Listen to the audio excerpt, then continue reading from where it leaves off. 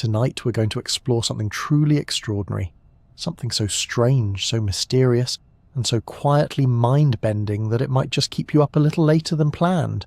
And if it does, well, at least you'll have something fascinating to think about while you wait for sleep to catch up with you. Now, before we drift too far from shore, I'd like to gently ask for a small favour. If you enjoy these calming explorations and find yourself returning night after night, please consider giving the video a like and subscribing. It helps more sleepy minds find their way here, and it means the world to me. Also, I'm always curious. Where in the world are you listening from? Maybe you're snuggled up in a quiet room in rural Canada, or perhaps you're in a cozy apartment high above a bustling city in Japan. Wherever you are, I'd love to know your location and the local time as you listen. Feel free to leave a comment below, especially if you're listening at an odd hour. You won't be alone. Tonight's journey is called The Illusion of Reality, and we'll be floating gently through the wondrous and often bewildering ways your brain constructs the world around you. Because the truth is, you're not directly experiencing reality itself. You're experiencing a beautifully orchestrated version of it, woven together by your senses, memories, expectations, and a generous helping of creative guesswork.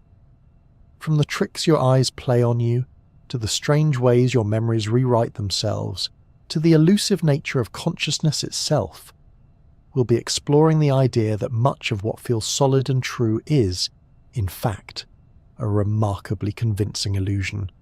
An illusion so immersive that we rarely notice it's there at all. But don't worry, we won't be falling too far down the philosophical rabbit hole, just far enough to make you marvel at the strange and wonderful machine between your ears, and if somewhere along the way your eyes start to feel heavy and your thoughts begin to blur at the edges, then you're in exactly the right place. Please remember, everything in this video is for educational and entertainment purposes only. Nothing here is intended as medical or psychological advice. Always speak to a qualified professional if you have concerns about your mental or neurological health. Now close your eyes if you like, take a slow, steady breath, and let's begin. Your brain is not a camera. It's not even close. It doesn't record the world like a camcorder or a high-resolution GoPro. Instead, it builds a convincing illusion of reality using whatever scraps of sensory information it can gather.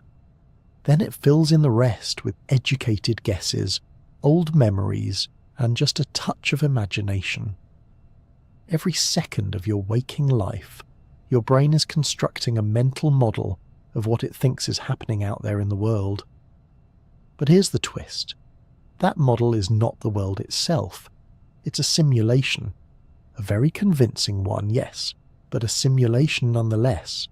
You are living inside a brain-generated virtual reality, tailored specifically to you. Think of your senses: sight, sound, touch, taste, and smell as the input cables. They feed electrical signals into your brain, but those signals are meaningless without interpretation. The real work, the creative part, is what your brain does with those signals after they arrive. It decodes, filters, reinterprets, compares, and predicts. In many cases, it fills in gaps where data is missing, which, as it turns out, is most of the time. Let's take vision, for example. When light enters your eyes, it hits the retina, where special cells turn that light into electrical signals. Those signals are sent along the optic nerve to the back of your brain, to a region called the visual cortex. From there, your brain begins to piece together the shape, colour, distance, and motion of what it thinks you're seeing. But here's the kicker. Your eyes actually have a blind spot, an area where the optic nerve connects that has no photoreceptors at all. You are literally missing information right in the middle of your field of view, and yet you don't see a dark hole floating around in your vision, do you? That's because your brain simply fills it in, using nearby colours and patterns. It guesses, seamlessly, effortlessly. You don't notice the difference. This guesswork extends far beyond blind spots. Your brain is constantly anticipating what should be there. In fact, some neuroscientists believe that vision is mostly prediction, not passive reception.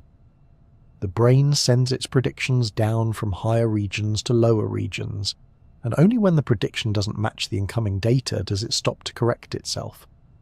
This system, called predictive coding, helps you navigate the world smoothly and efficiently, even when sensory data is ambiguous or incomplete.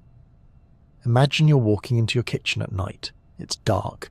You can barely see anything, but you still know where the counter is, where the fridge should be, even how far the floor is below your feet. You don't need perfect visual input. Your brain simply fills in the missing details based on memory and context. In many cases, it doesn't even wait for confirmation. It just assumes. This is why optical illusions are so delightfully unsettling. They reveal the predictive machinery at work. The Mueller-Lyer illusion, for instance, tricks your brain into thinking two lines are different lengths, even though they're the same. Or take the famous rotating mask illusion. Your brain insists the concave face is convex because it is wired to expect faces to bulge outward. When the data conflicts with expectation, the illusion wins. In a way, your brain would rather be wrong with confidence than admit it doesn't know what's going on. And it's not just vision. All your senses rely on the brain's ability to interpret imperfect data. Sound waves, for example, are just changes in air pressure. Your ears detect those vibrations, and your brain turns them into footsteps, laughter, music, or a barking dog. But again, this is interpretation. Your brain uses timing, location, past experience, and pattern recognition to figure out what you're hearing. One of the more curious side effects of this system is something called the phantom phone vibration. Have you ever thought your phone buzzed in your pocket only to discover it hadn't? That's your brain filling in a sensation it expected to feel, even when the signal never arrived. It predicted a vibration and ran with it. The same sort of shortcut making helps explain how we move through the world, without constantly tripping over our own feet. Your body sends information from muscles, joints, and skin, but your brain doesn't wait for confirmation before you step. It uses a forward model. It predicts what the sensation of lifting your foot and shifting your weight should feel like, and only adjusts if something seems off. This helps you walk fluidly rather than moving like a stop-motion puppet. Of course, this predictive system isn't perfect. Sometimes your brain gets it hilariously wrong. Consider the rubber hand illusion. In this experiment, a participant's real hand is hidden from view, while a fake rubber hand is placed in front of them. Both the real and rubber hands are stroked with a brush at the same time. After a short while, many people begin to feel as though the rubber hand is their own. The brain, seeing the brush on the rubber hand and feeling the touch on the real hand, concludes they must be the same thing. It updates your body model accordingly. Voila! You adopt a new plastic limb without question.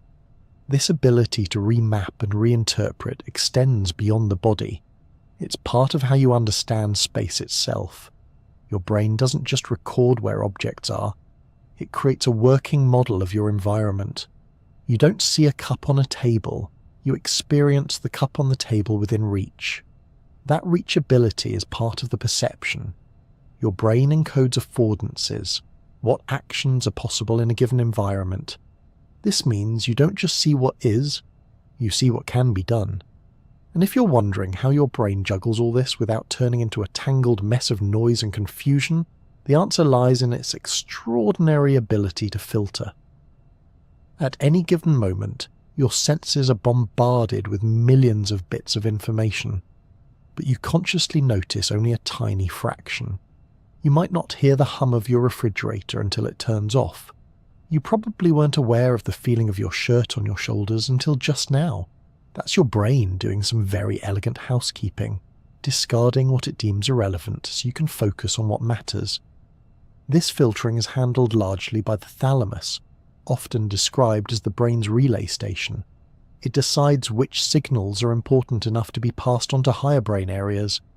Combined with your prefrontal cortex, which governs attention and executive function, the brain curates your moment-to-moment experience. You're not experiencing everything. You're experiencing a highlight reel carefully tailored to your needs. Now, this idea, that the world you experience is not the world itself, but a simulation generated by your brain, might sound unsettling, but really it's a marvel of efficiency and adaptability. You don't need to process every photon, every molecule of air, every vibration. You just need a usable model, something close enough to reality to keep you alive and functioning. And your brain is brilliant at making it feel seamless. It stitches together sight and sound and sensation with such ease that you rarely question it. It creates a sense of continuity, of presence, of now, even though your senses all work at different speeds. Did you know it takes longer for sound to reach your brain than light? But your brain synchronizes them anyway, making it seem as though they arrive together. This is why even a tiny delay in audio and video on a call can feel so jarring. The illusion breaks. The mind's finely tuned orchestra hits a sour note, and suddenly you're aware that you're not hearing reality. You're hearing a lacking version of it. But don't worry. Most of the time your brain is so good at managing these illusions that you go through life without noticing the seams. And that's the point. A good illusionist never reveals the trick. The fact that reality feels smooth and intuitive is proof of how well the system works. So while it might be true that you're living in a kind of self-generated virtual reality, that doesn't make your experience any less real. After all, what is real if not what you perceive, think, and feel? Reality, in the end, is what your brain makes of it. And if that idea doesn't send your mind gently tumbling into dreams, it just might give it something lovely to drift toward. Your eyes may be windows to the soul, but they are not windows to the world. Not in the way we usually think, at least. If they were, you'd be getting a continuous high-definition feed of your surroundings, like a camera capturing the world with perfect clarity. But what you actually see is far stranger and more creative. It's not just what hits your retina, it's what your brain expects to see.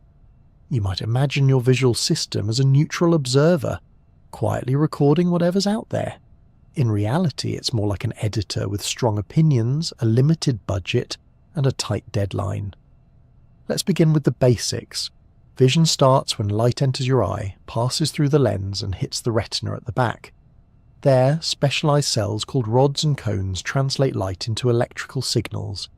These signals travel along the optic nerve and arrive at the visual cortex, located at the back of your brain in the occipital lobe. Simple enough, right? But here's where things get strange. You'd think that the information goes in a straight line, eye to brain to image. Not quite. The visual cortex doesn't just take in raw data, it actively reconstructs a picture of the world, layering in memory, context, assumptions, and predictions. What you see isn't just a reflection of what's out there, it's a mental construction, a story your brain is telling itself about what it thinks is out there. Consider this. Every time your eyes move, and they move a lot, about 3 to 4 times every second, you technically go blind. These rapid eye movements, called saccades, happen so fast that the image on your retina becomes blurred and useless during the motion. But you don't notice this. You don't perceive a moment of darkness or a blur. Your brain quietly edits out the disruption and stitches your visual field back together again, like a film editor smoothing over a jump cut. You experience a continuous, seamless world because your brain fills in the gaps without consulting you. And while we're on the subject of gaps, remember that each of your eyes has a literal blind spot where the optic nerve exits the retina. There are no photoreceptors there at all.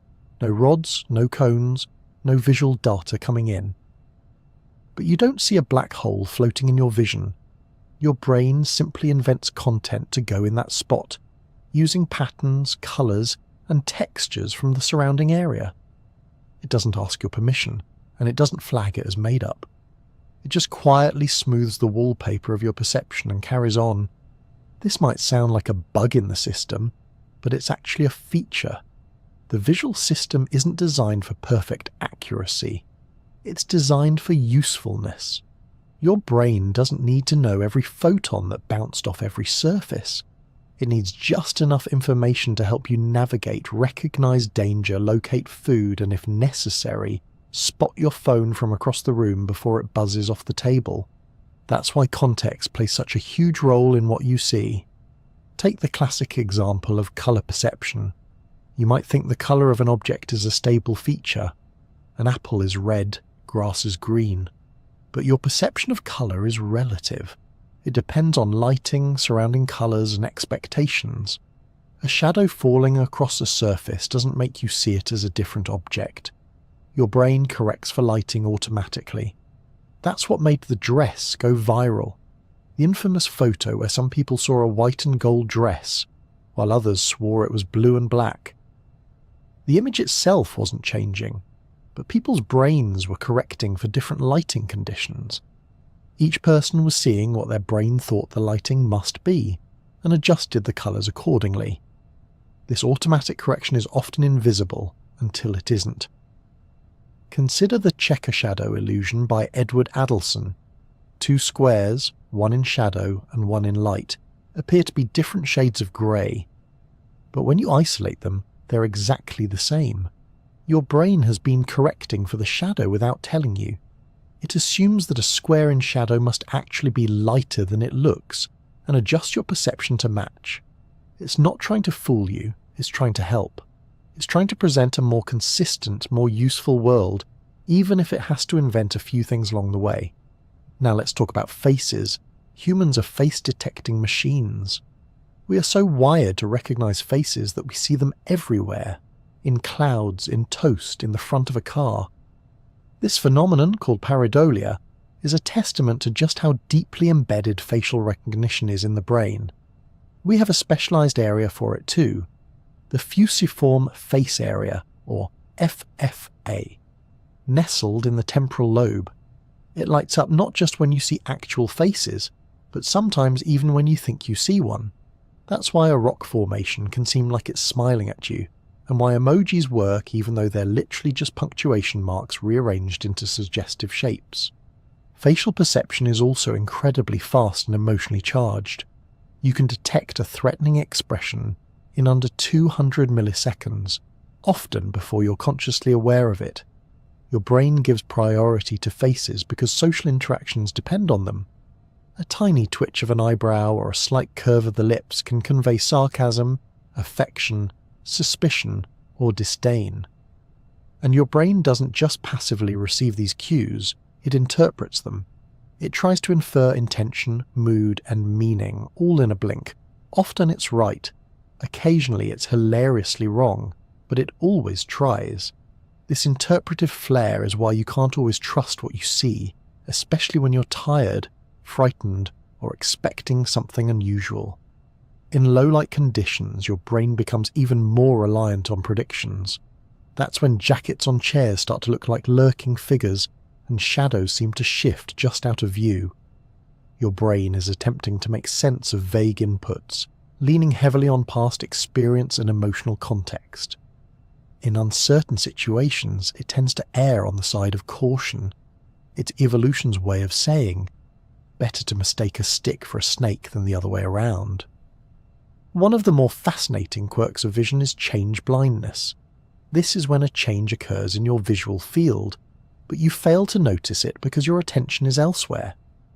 In experiments, people have been shown two nearly identical images alternating rapidly, with one small change between them, like a missing lamppost or a rearranged bookshelf. Even though the change happens in plain sight, it can take people several seconds to spot it. In some cases, they never notice it at all. Your brain assumes that the world is relatively stable, and unless you're actively focused on a particular detail, it doesn't bother updating your internal model. Attention is a key player here.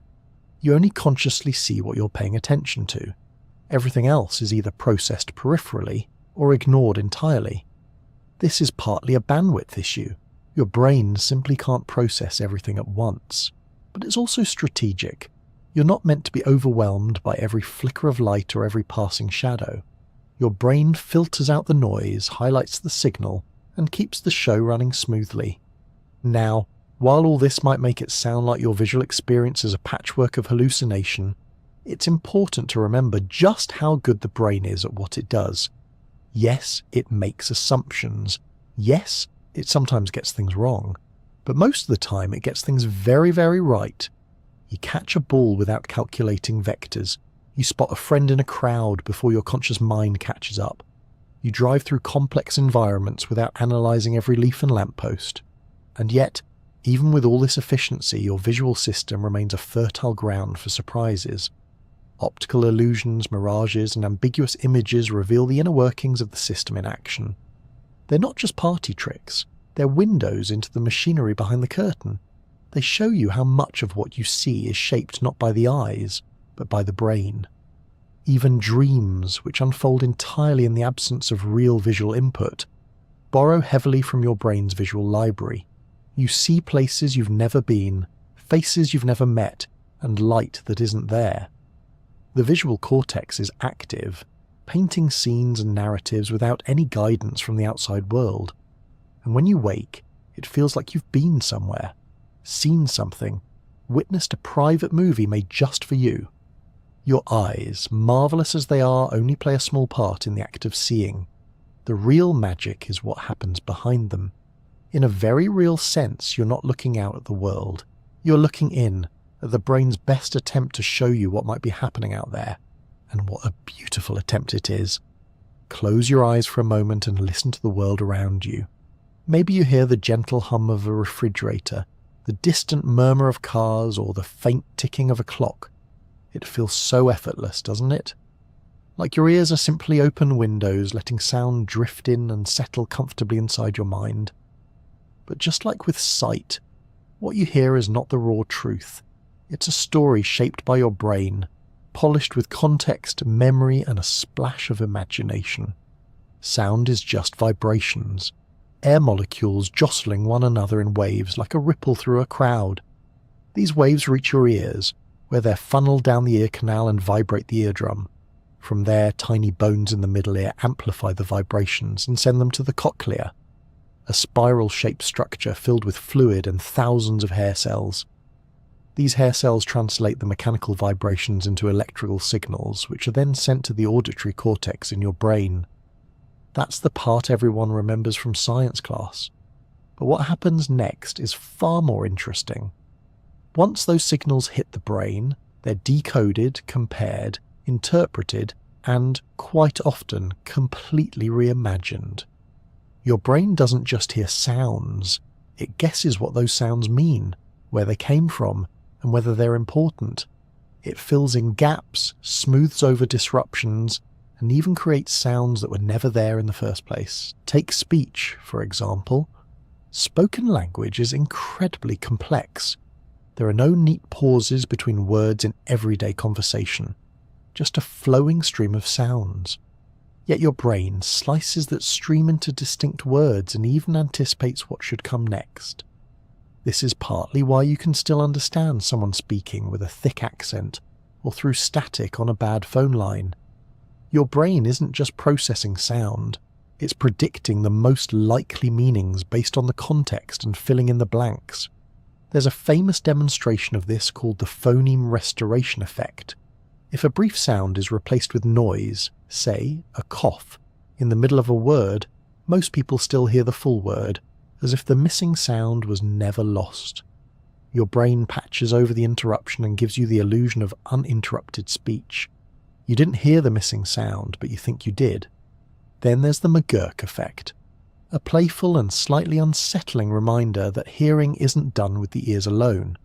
In this effect, a person is shown saying one syllable, like gay, while the audio plays a different syllable, like bar. What do most people perceive? Neither. They hear dare, a fusion of the visual and auditory cues. Your brain takes in what you see and hear, weighs both, and decides on a compromise. In this case, it's wrong. But it's wrong in a very human, very logical way.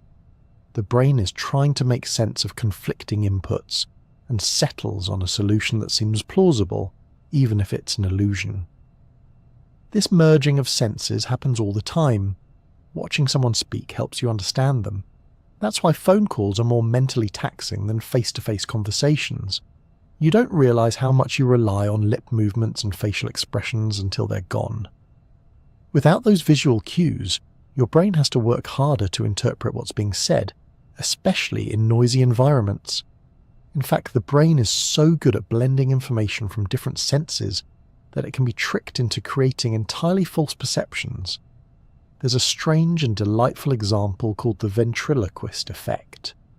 When a sound is paired with a moving image, like a puppet's mouth, the brain often attributes the sound to the visual source, even if it's coming from somewhere else. You know the puppet isn't talking, but your perception insists otherwise. Your brain chooses consistency over accuracy. It would rather have a neat, coherent story than a fragmented reality. Now consider how quickly we react to sound. The auditory system is wired for speed. Sound processing happens in just a few dozen milliseconds, often faster than vision. That's evolutionary efficiency at its finest. Sound warns you of danger you can't see, like a snapping twig behind you, or a shout from around the corner. Your brain can't afford to take its time. It gets the signal, interprets the threat, and primes your body for action. That's also why sound can evoke such strong emotions. A baby's cry, a familiar voice, or a sudden loud bang all trigger visceral reactions. This isn't just cultural, it's biological. The amygdala, a key player in emotional processing, is tightly linked to the auditory system. Certain frequencies and sound patterns are more likely to grab our attention or provoke a reaction, especially those associated with danger or distress. Music, on the other hand, shows how sound can stir not just fear or urgency, but joy, nostalgia, longing, and even awe.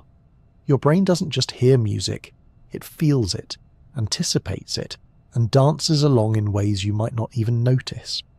When you listen to a melody, your brain predicts the next note based on rhythm and harmony. If the music confirms your expectation, you feel satisfied. If it surprises you in a pleasant way, you get a little rush of pleasure. That's why a well-timed chord change or unexpected harmony can give you goosebumps. This response isn't limited to musicians or trained ears. From infancy, humans show sensitivity to musical patterns. Studies have even found that babies can detect when a note in a simple melody is out of place. Music is embedded in our brains in ways we don't fully understand. It can change our heart rate, influence our breathing, and even modulate the release of neurotransmitters like dopamine and serotonin. In short, it can shift the entire mood of your internal landscape. And then there's the voice, the most intimate and complex of all sounds. The human voice carries information not just in the words it speaks, but in tone, pitch, rhythm, and pace. You can tell when someone is upset before they even finish a sentence. You can hear sarcasm, enthusiasm, exhaustion. You can sense hesitation in a pause, sincerity in a sigh. These subtle auditory cues are often processed unconsciously, but they colour every interaction. Your brain is constantly reading between the lines, or rather between the waves. Interestingly, your own name has a special status in your brain's hierarchy. It cuts through noise like a beacon. Even in a loud room, you can pick out your name from across the room, a phenomenon known as the cocktail party effect. Your brain is always monitoring your environment for personally relevant information, even when you're not consciously paying attention. It keeps one ear tuned to potential signals of importance, ready to zero in the moment something familiar arises. That filtering mechanism is crucial. Without it, you'd be overwhelmed by the constant rush of sound. Every tick, hum, footstep and rustling leaf would compete for your attention. The brain needs a way to sort through the clutter, and it does this remarkably well. Your auditory system constantly distinguishes between signal and noise, highlighting what matters and muting the rest. This is why sudden, sharp noises command your attention. Evolution has trained your brain to treat them as potential threats. A dropped plate, a slamming door, a bark in the dark. These sounds bypass your usual filtering and trigger a quick jolt of alertness. It's not always pleasant, but it's highly effective. At the other end of the spectrum are sounds designed to soothe. Nature sounds, slow rhythms, gentle white noise. All of these tap into your brain's ability to relax when the environment feels safe and predictable. Slow rhythmic sound patterns tend to slow your heartbeat and breathing, helping your nervous system wind down. This is part of why lullabies work, even for adults. There's something deeply calming about a soft, repetitive melody cradling the edges of your awareness. Interestingly, your brain can also hallucinate sound. This is more common than you might think. In moments of extreme stress, fatigue, or sensory deprivation, people report hearing music, voices, or vague murmurs. These aren't signs of madness. They're signs that your brain, in the absence of clear input, starts generating content to keep things running. It doesn't like silence, especially when it expects stimulation. That's why you might hear a phantom buzz from your phone or think someone called your name when they didn't. Your auditory system is primed to anticipate. Sometimes it overachieves. And yet, for all its quirks and illusions, the auditory system remains a marvel of engineering. It allows us to communicate, connect, and interpret the world in ways that vision alone could never manage. It gives shape to memory, texture to thought, and emotion to language. It helps us navigate both physical spaces and social ones, alerting us to danger, delight, and everything in between. When you hear a sound, you're not just receiving vibrations, you're decoding a rich stream of meaning, layering it with context, emotion, and expectation. Your ears deliver the signal, but it's your brain that brings it to life. Whether it's the trill of a bird, the laughter of a friend, or the slow, steady rhythm of a quiet voice as you drift off to sleep, each sound becomes part of your inner world, shaped, stretched, and painted with the soft brushstrokes of the mind. Touch is one of those senses we often take for granted until it's gone. You don't really notice the feeling of your socks against your ankles or the chair beneath you until something changes, like a sudden itch or the uncomfortable realization that your foot has fallen asleep. But beneath that quiet familiarity is a deeply complex and surprisingly emotional system. Touch isn't just about pressure and temperature. It's about connection, awareness, and the subtle ways your body maps itself onto the world. Let's start with the skin. It's your largest organ by far, stretching across your entire body like a living suit of armor. And it's not just a protective layer. It's packed with specialized receptors that pick up a variety of signals. There are mechanoreceptors for pressure and vibration, thermoreceptors for temperature, nociceptors for pain, and even some that help track the movement and position of your limbs, a sense known as proprioception. When you run your fingers along a soft blanket, those mechanoreceptors are firing off signals that travel through the nervous system to your brain. Different types of touch are processed by different types of receptors. Some are fast and precise, helping you identify texture and fine details. Others are slower, tuned to broader sensations like warmth or the soothing stroke of a hand. All of this information travels along peripheral nerves through the spinal cord and into the brain, where it's interpreted, filtered, and turned into the rich tapestry of tactile experience. The brain doesn't just register what is touching you, but how and why. A sharp jab from a corner of a table is processed very differently than a soft pat on the back. The context, intent, and emotional meaning of a touch can dramatically shape how it feels. This is especially true for the kind of touch we get from other people. Social touch is an entire category on its own. It's why a hug can be comforting, or why a reassuring hand on the shoulder can ease anxiety. Research shows that slow, gentle touch activates a special class of nerve fibers called C-tactile afferents. These are tuned specifically for emotionally meaningful touch, like stroking or caressing, and they send signals not just to the somatosensory cortex, but also to parts of the brain involved in emotional regulation, like the insular and the anterior cingulate cortex. In other words, your brain treats a loving touch like an emotional event, not just a physical one. Even in early life, touch plays a critical role. Newborns rely heavily on skin-to-skin contact for comfort and bonding. Premature babies who receive regular touch gain weight more quickly and show improved development. Human beings are wired to need physical contact. It's as fundamental as food and sleep. We're social creatures, and touch is one of our most primal languages. Then there's the curious sense of proprioception, your body's ability to know where it is in space. You can touch your nose with your eyes closed, raise your arms without looking, or walk without staring at your feet. That's proprioception at work. It's often called the sixth sense, though it doesn't deal with ghosts or intuition.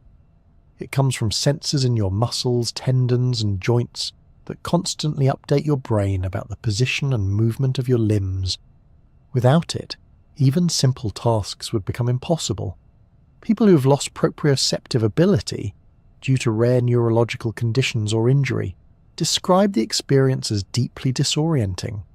They must watch their limbs to move them, and even then the motion feels foreign, like piloting a remote-controlled machine.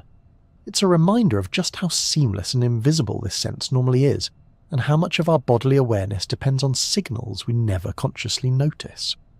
Taste and smell, meanwhile, are often treated as the sidekicks of the sensory world, overshadowed by vision and hearing, but in many ways they're the most intimate of all the senses. Sight and sound reach you from a distance. Taste and smell require a substance to enter your body. They are direct, immediate, and closely tied to survival. Taste, as you probably know, happens mainly on the tongue.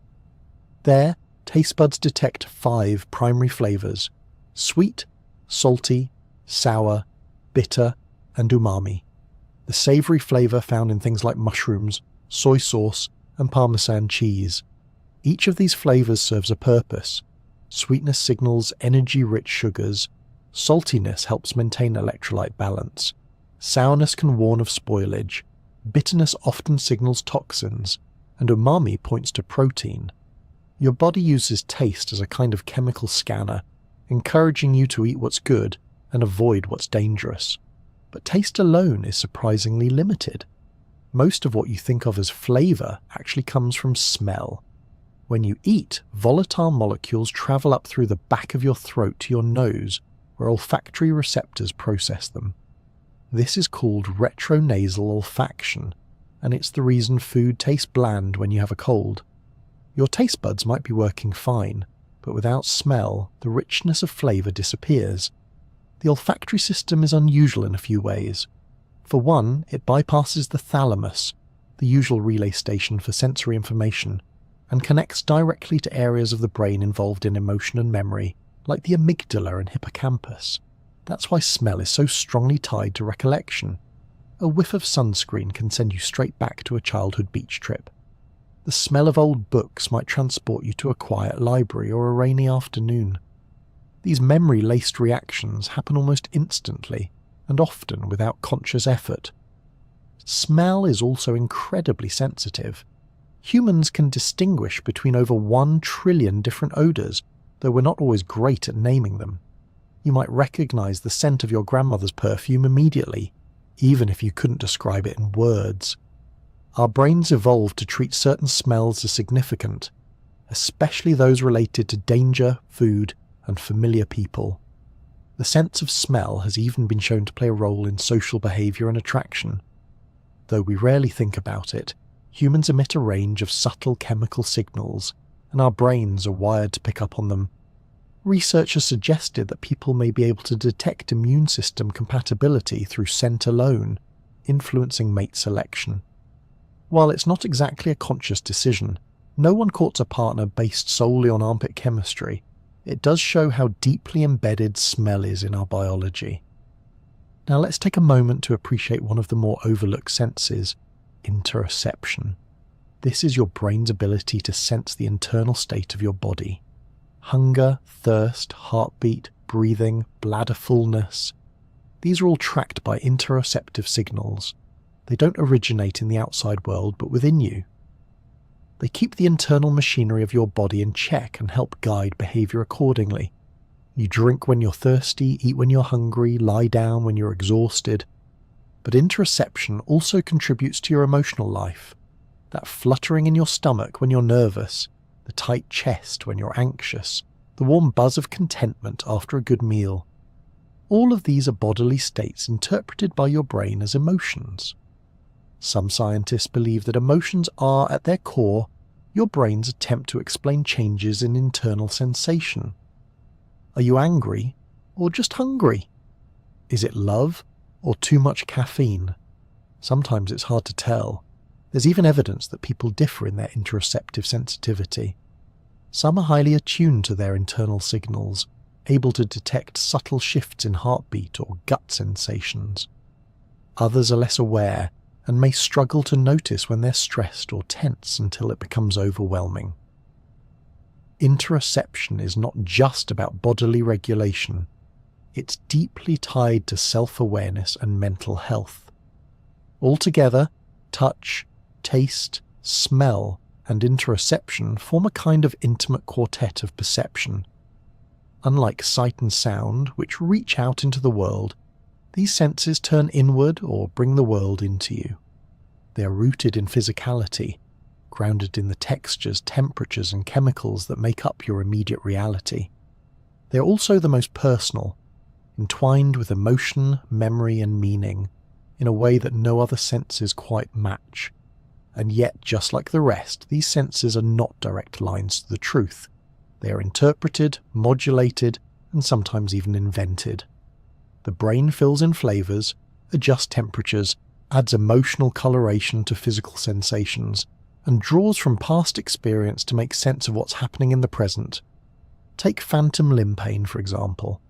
When a person loses a limb, they often continue to feel it, sometimes painfully. This is not a trick or delusion. The brain's body map, the somatosensory cortex, still includes that missing limb. It doesn't update immediately. The sensation feels real because, in a neurological sense, it is real. It exists in the brain's model of the body even if the physical part is gone. The brain can also be trained to change its model. Mirror therapy, where a mirror reflects the intact limb to simulate the missing one, can reduce phantom limb pain.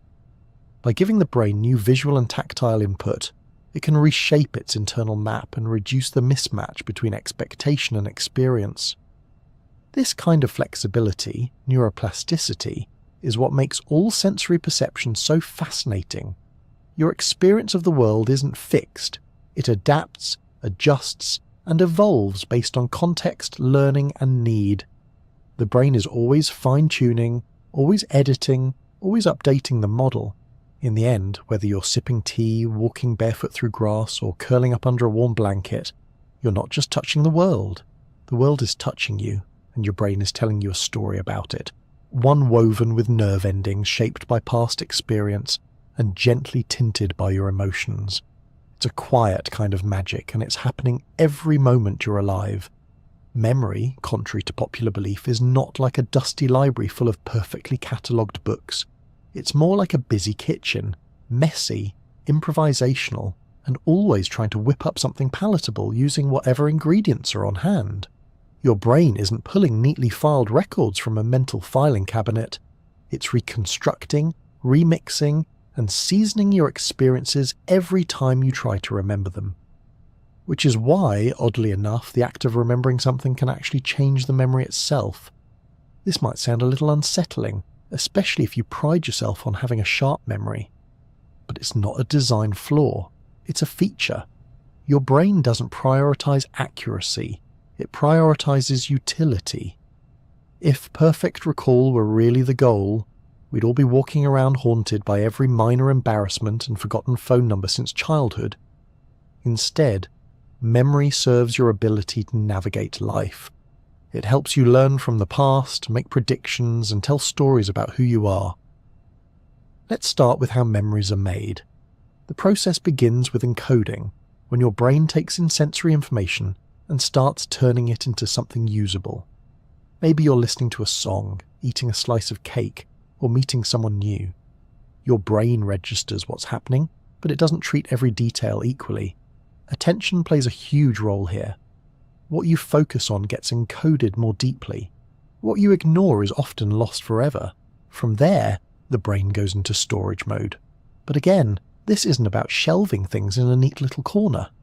Memories are stored across different regions of the brain depending on their content.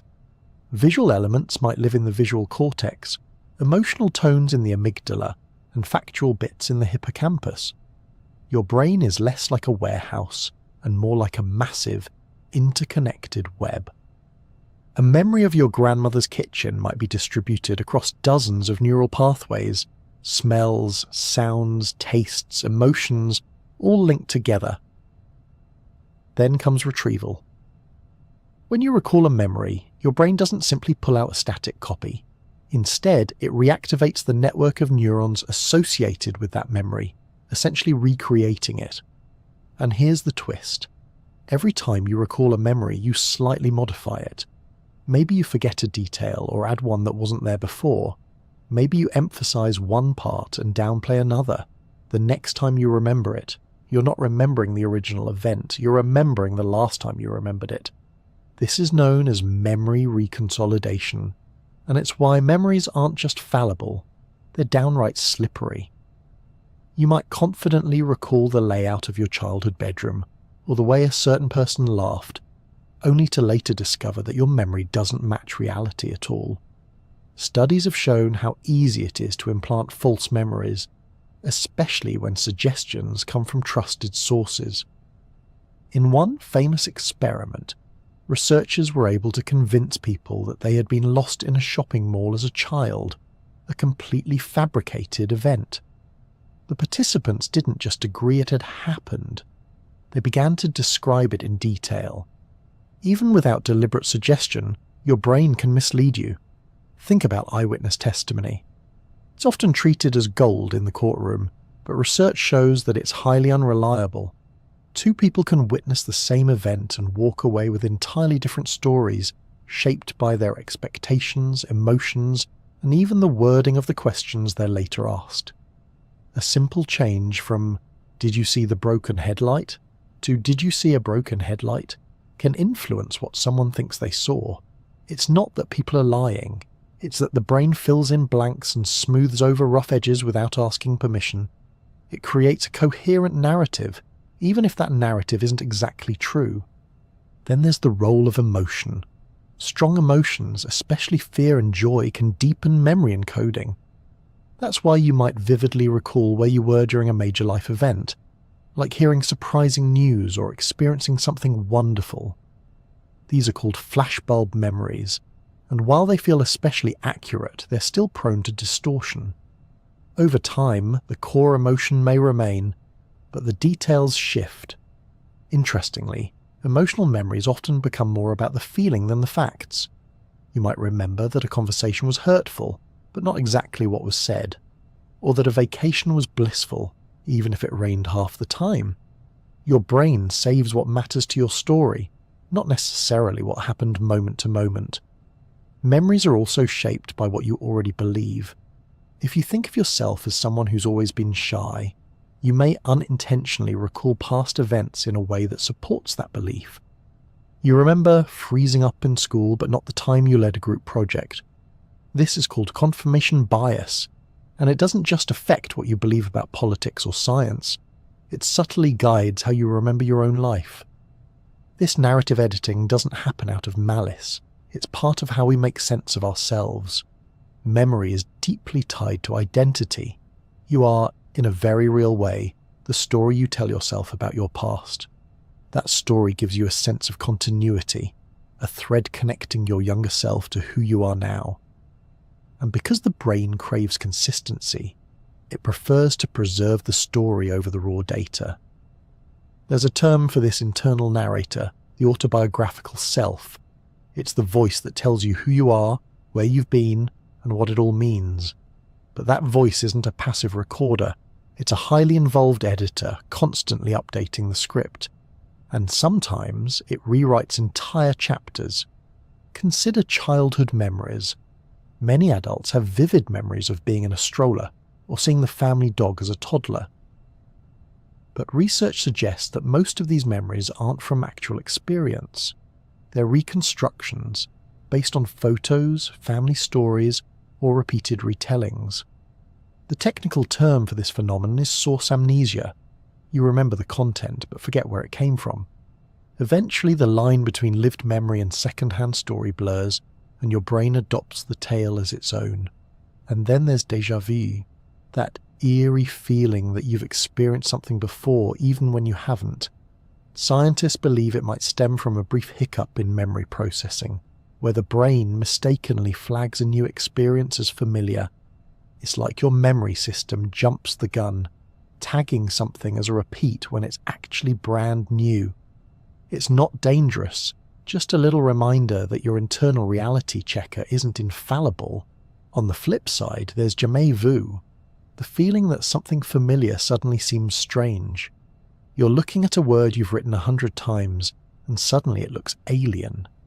Or you find yourself in a familiar place, but it feels oddly unfamiliar. It's the brain's version of a double take, a momentary disruption in the smooth machinery of recognition. Despite all its quirks and imperfections, memory is remarkably resilient. It allows you to navigate daily life, build relationships, and learn from experience. You remember how to tie your shoes, the lyrics to your favourite song, the taste of your favourite meal. These aren't just facts, they're the texture of your life, and they live in different forms. Procedural memory stores skills and habits. Semantic memory holds general knowledge. Episodic memory captures personal experiences. Together, they create a rich, multi-dimensional model of the world and your place in it. What's fascinating is that memory is also future-oriented. When you imagine what you'll do next week or next year, you're using the same brain regions involved in recalling the past. The hippocampus, in particular, is active not only when retrieving memories, but also when constructing mental simulations of possible futures. This is known as the constructive episodic simulation hypothesis. It suggests that memory evolved not to help you reminisce, but to help you plan. When you think about it, that makes sense. The ability to imagine outcomes, learn from past mistakes, and mentally rehearse actions is essential for survival. Your brain is constantly running simulations, weighing options, and choosing paths. It uses memories as raw material to generate possible futures. That vacation you're dreaming of, that conversation you're dreading, that goal you're working toward, they all exist in your mind as recombined fragments of past experience. And while this flexibility makes memory powerful, it also makes it fragile. People with damage to the hippocampus often struggle not only to remember the past, but to imagine the future. Without memory, you lose more than recollection. You lose the ability to project yourself forward. Still, there's beauty in the imperfection. The fact that memory is reconstructive means it's also creative. You're not just a historian of your past, you are its author. You reshape your memories every time you tell a story, every time you reflect, every time you find new meaning in something old. Your memory may not be a flawless archive, but it's a living, breathing narrative, stitched together with emotion, filtered through belief, and polished by the passage of time. It's not a record of what happened, it's a reflection of what matters, and in the end, maybe that's what makes it so human.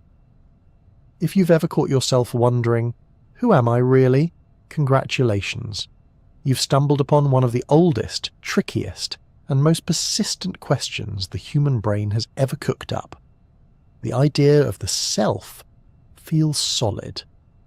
You wake up each morning with a sense that you're the same person you were yesterday, albeit maybe with messier hair and a slightly stronger need for coffee. But if you dig just a little deeper into how your brain actually works, that sense of a unified self starts to feel a bit like a magician's illusion. Elegant, convincing, and possibly held together with duct tape and stage lighting.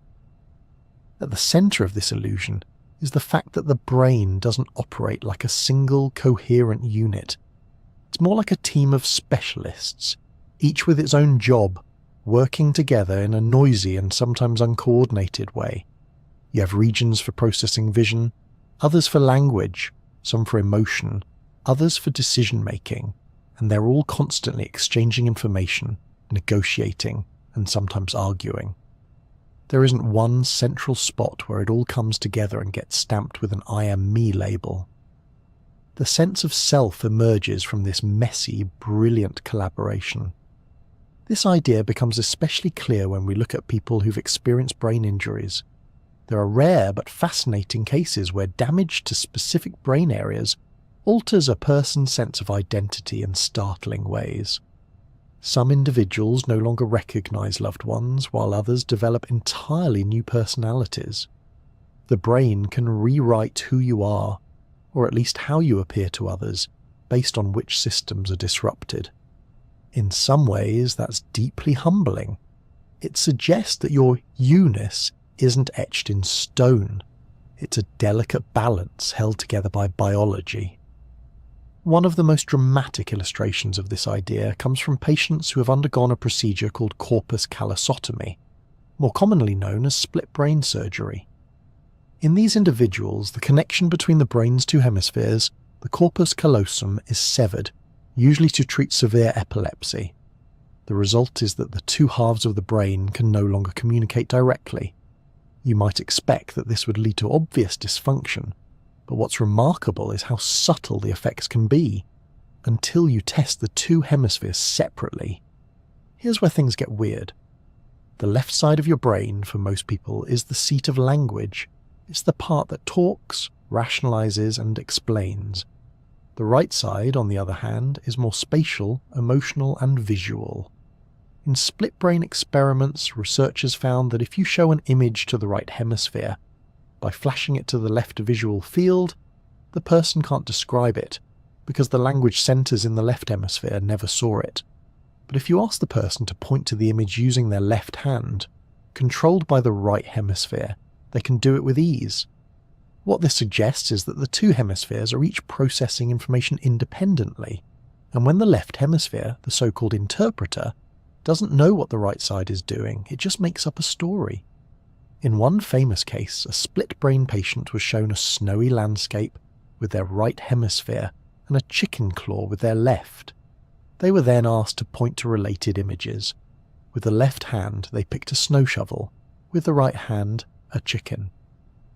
When asked why they chose the shovel, the left hemisphere, which hadn't seen the snowy scene, said, "Oh, that's easy. You need a shovel to clean out the chicken coop." The brain wasn't lying. It was just doing what it always does, creating a coherent story from incomplete information. These kinds of experiments reveal something important. Your brain is constantly telling itself stories about who you are and why you do what you do. And those stories don't have to be true. They just have to feel plausible. Your inner narrator wants coherence, even when coherence doesn't exist. The concept of the interpreter comes from neuroscientist Michael Gazzaniga, who worked extensively with split-brain patients. He suggested that the left hemisphere acts like a press secretary, always ready with an explanation for your actions, even if it has no real insight into what's going on. You scratch your nose and your brain says, "Ah, yes, I was itchy." But was it? Or did some subtle cue trigger the motion, and now your conscious mind is just tagging along after the fact, writing the script in reverse? This leads us to a provocative idea, that consciousness is not the cause of your actions, but the result. That your brain initiates behavior, and only afterward does your conscious self explain it.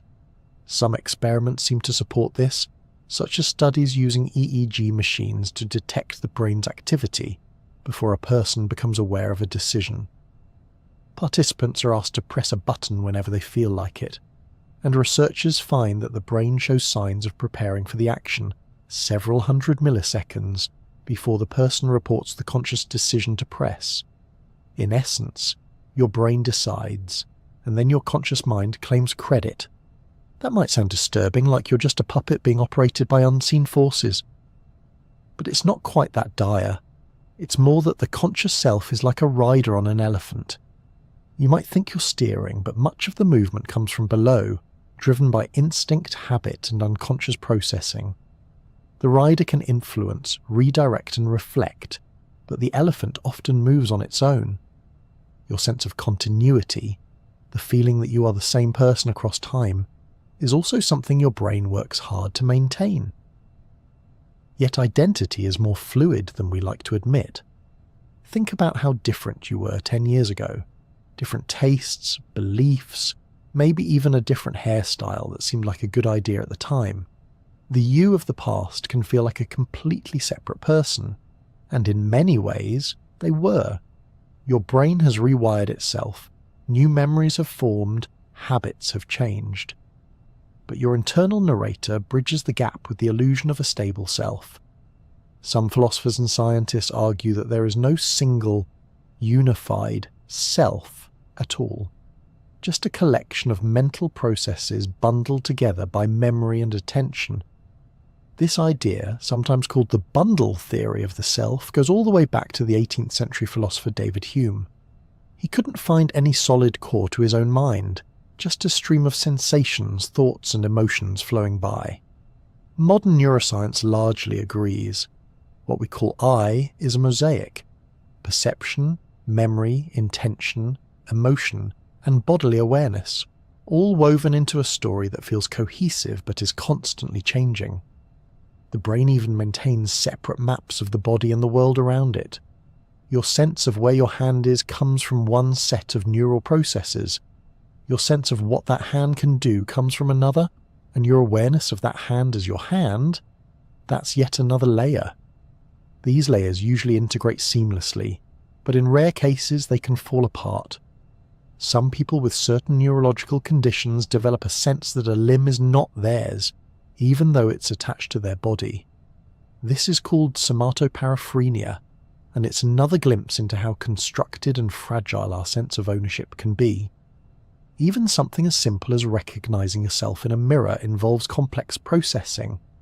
Infants typically don't recognize themselves until they're around 18 months old. Before that, they might try to touch or interact with the other baby in the mirror. Self-recognition requires not only visual awareness, but also the ability to map that image onto your internal sense of identity.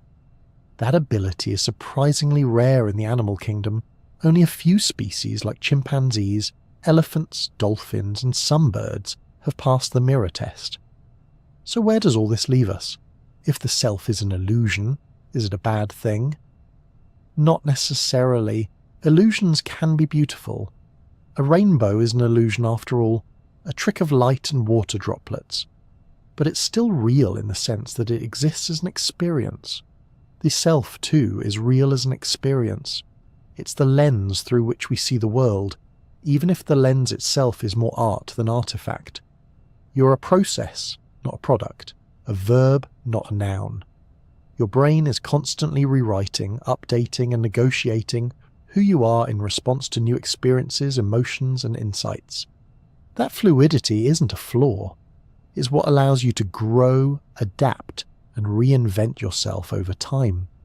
The fact that you feel like the same person day after day is not because nothing changes, but because your brain is exceptionally good at stitching the story together. In the end, the self might not be a single thing you can point to, but rather a delicate balance of many systems working in harmony. It's not a fixed identity, but a constantly evolving performance, one that your brain choreographs moment by moment. You're not the same person you were yesterday. And that's not a failure of memory or personality. That's the miracle of being alive. Dreams are like private screenings of strange films where you're the director, the actor, and usually the confused audience too. You might find yourself flying over a purple ocean, talking to a giraffe in a business suit, or being late for an exam you never studied for, in a subject you haven't taken since high school. And somehow, none of this seems odd until you wake up. That's the wild magic of dreaming. The brain creates entire worlds while you sleep, and you go along for the ride without question. Sleep in general is an extraordinary process. It's not a passive shutdown as people once believed.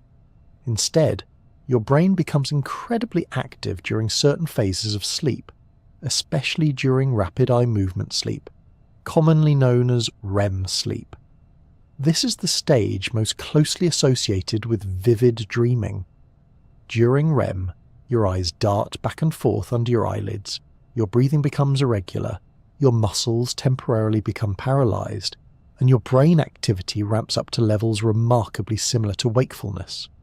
In fact, if you were to look at a brain scan of someone in REM sleep, you might assume they were awake, until you notice they're completely still and unresponsive. But here's where things get especially fascinating. The parts of your brain responsible for logic and self-awareness go quiet during REM sleep, while the regions involved in emotion, memory, and visual imagery light up like a fireworks display. The result?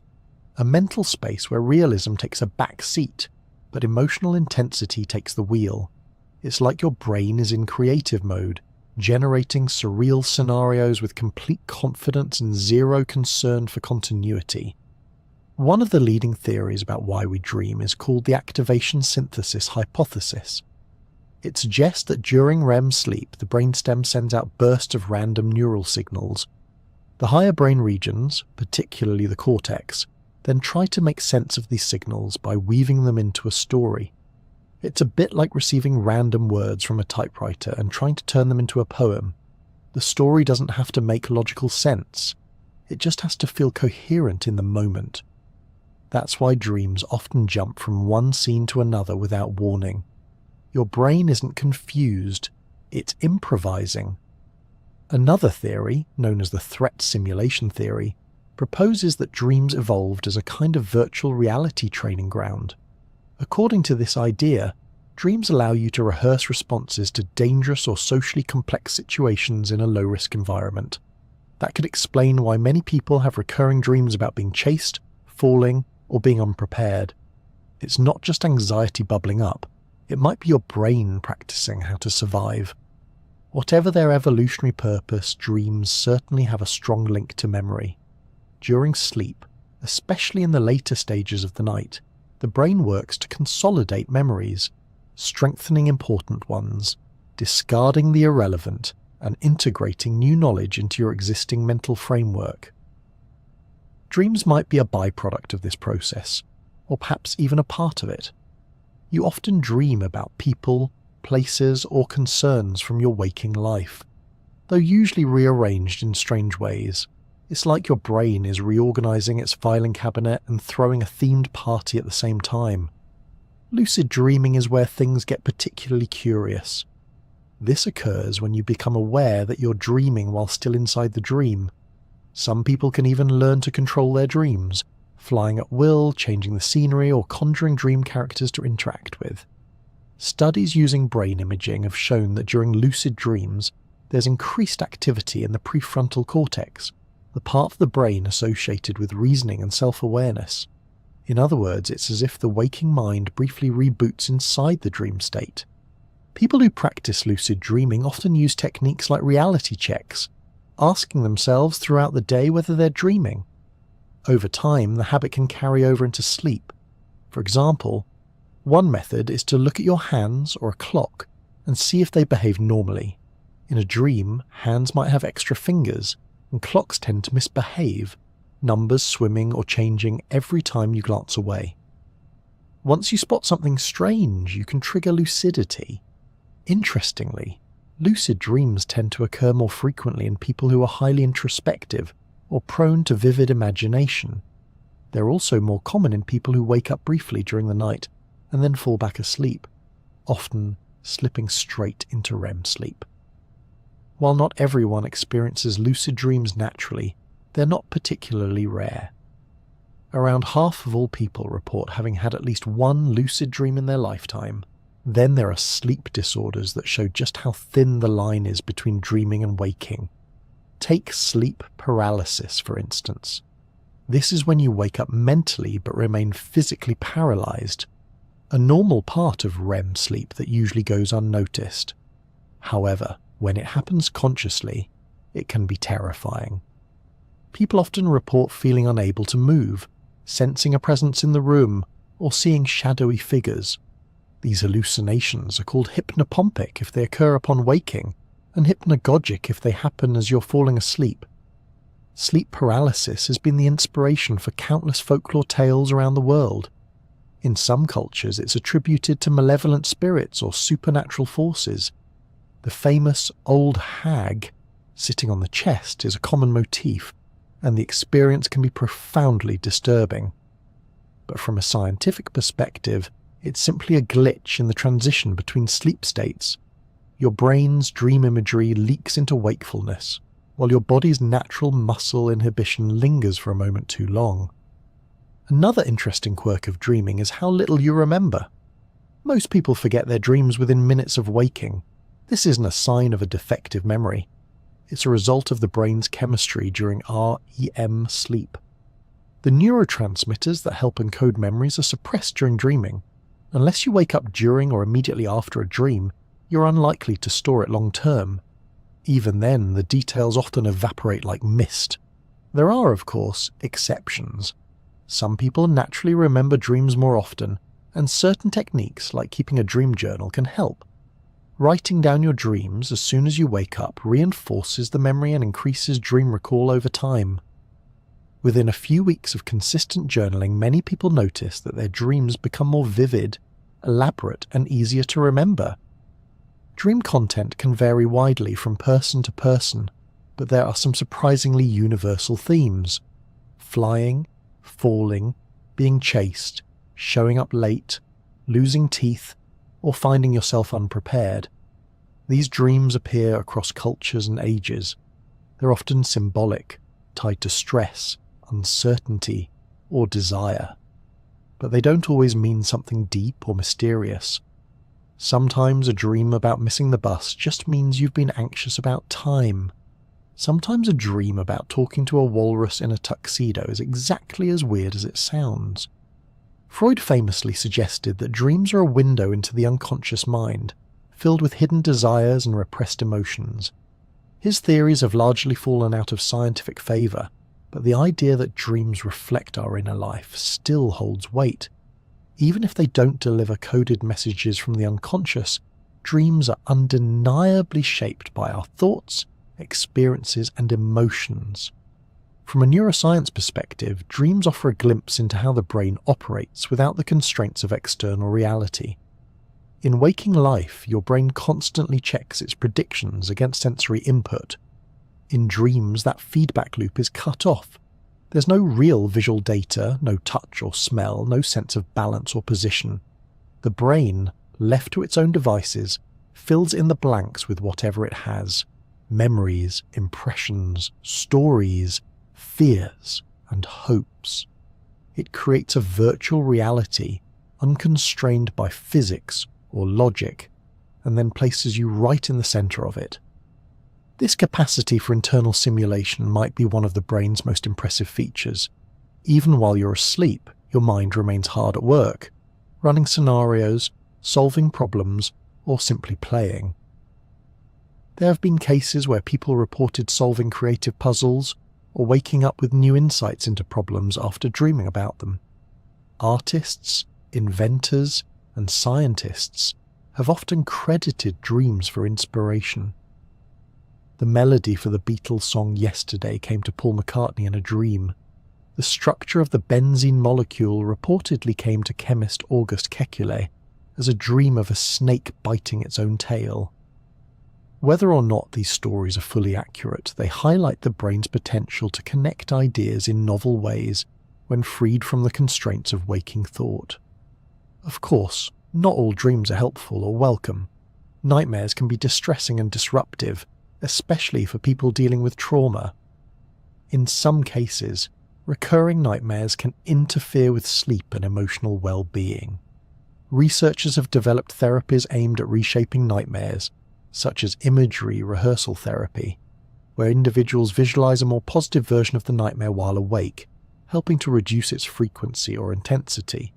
In recent years, scientists have even begun experimenting with ways to influence dream content, through sounds, smells, or gentle suggestions given during sleep. It's early days yet, but the idea of guiding the dream world is a tantalizing one. Imagine being able to practice a speech, face a fear, or simply enjoy a flying tour of an imagined city, while your body rests quietly in bed. Ultimately, dreams remind us that reality, at least as the brain experiences it, is flexible.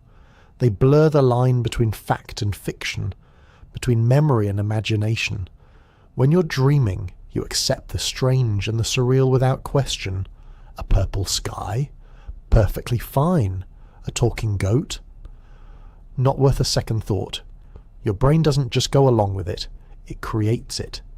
And when you wake, you carry a piece of that inner universe with you, even if you don't remember it. The dreaming brain is not separate from your waking self. It's another mode of operation, one that's rich, imaginative, and strangely honest. It may not always make sense, but it's yours. And somewhere deep inside, while your conscious mind rests, your sleeping brain continues its quiet, surreal, nocturnal storytelling, one dream at a time.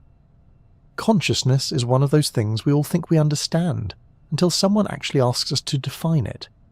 Then suddenly it slips through your fingers like mist. It's the voice in your head, the awareness behind your eyes, the movie playing in your mind.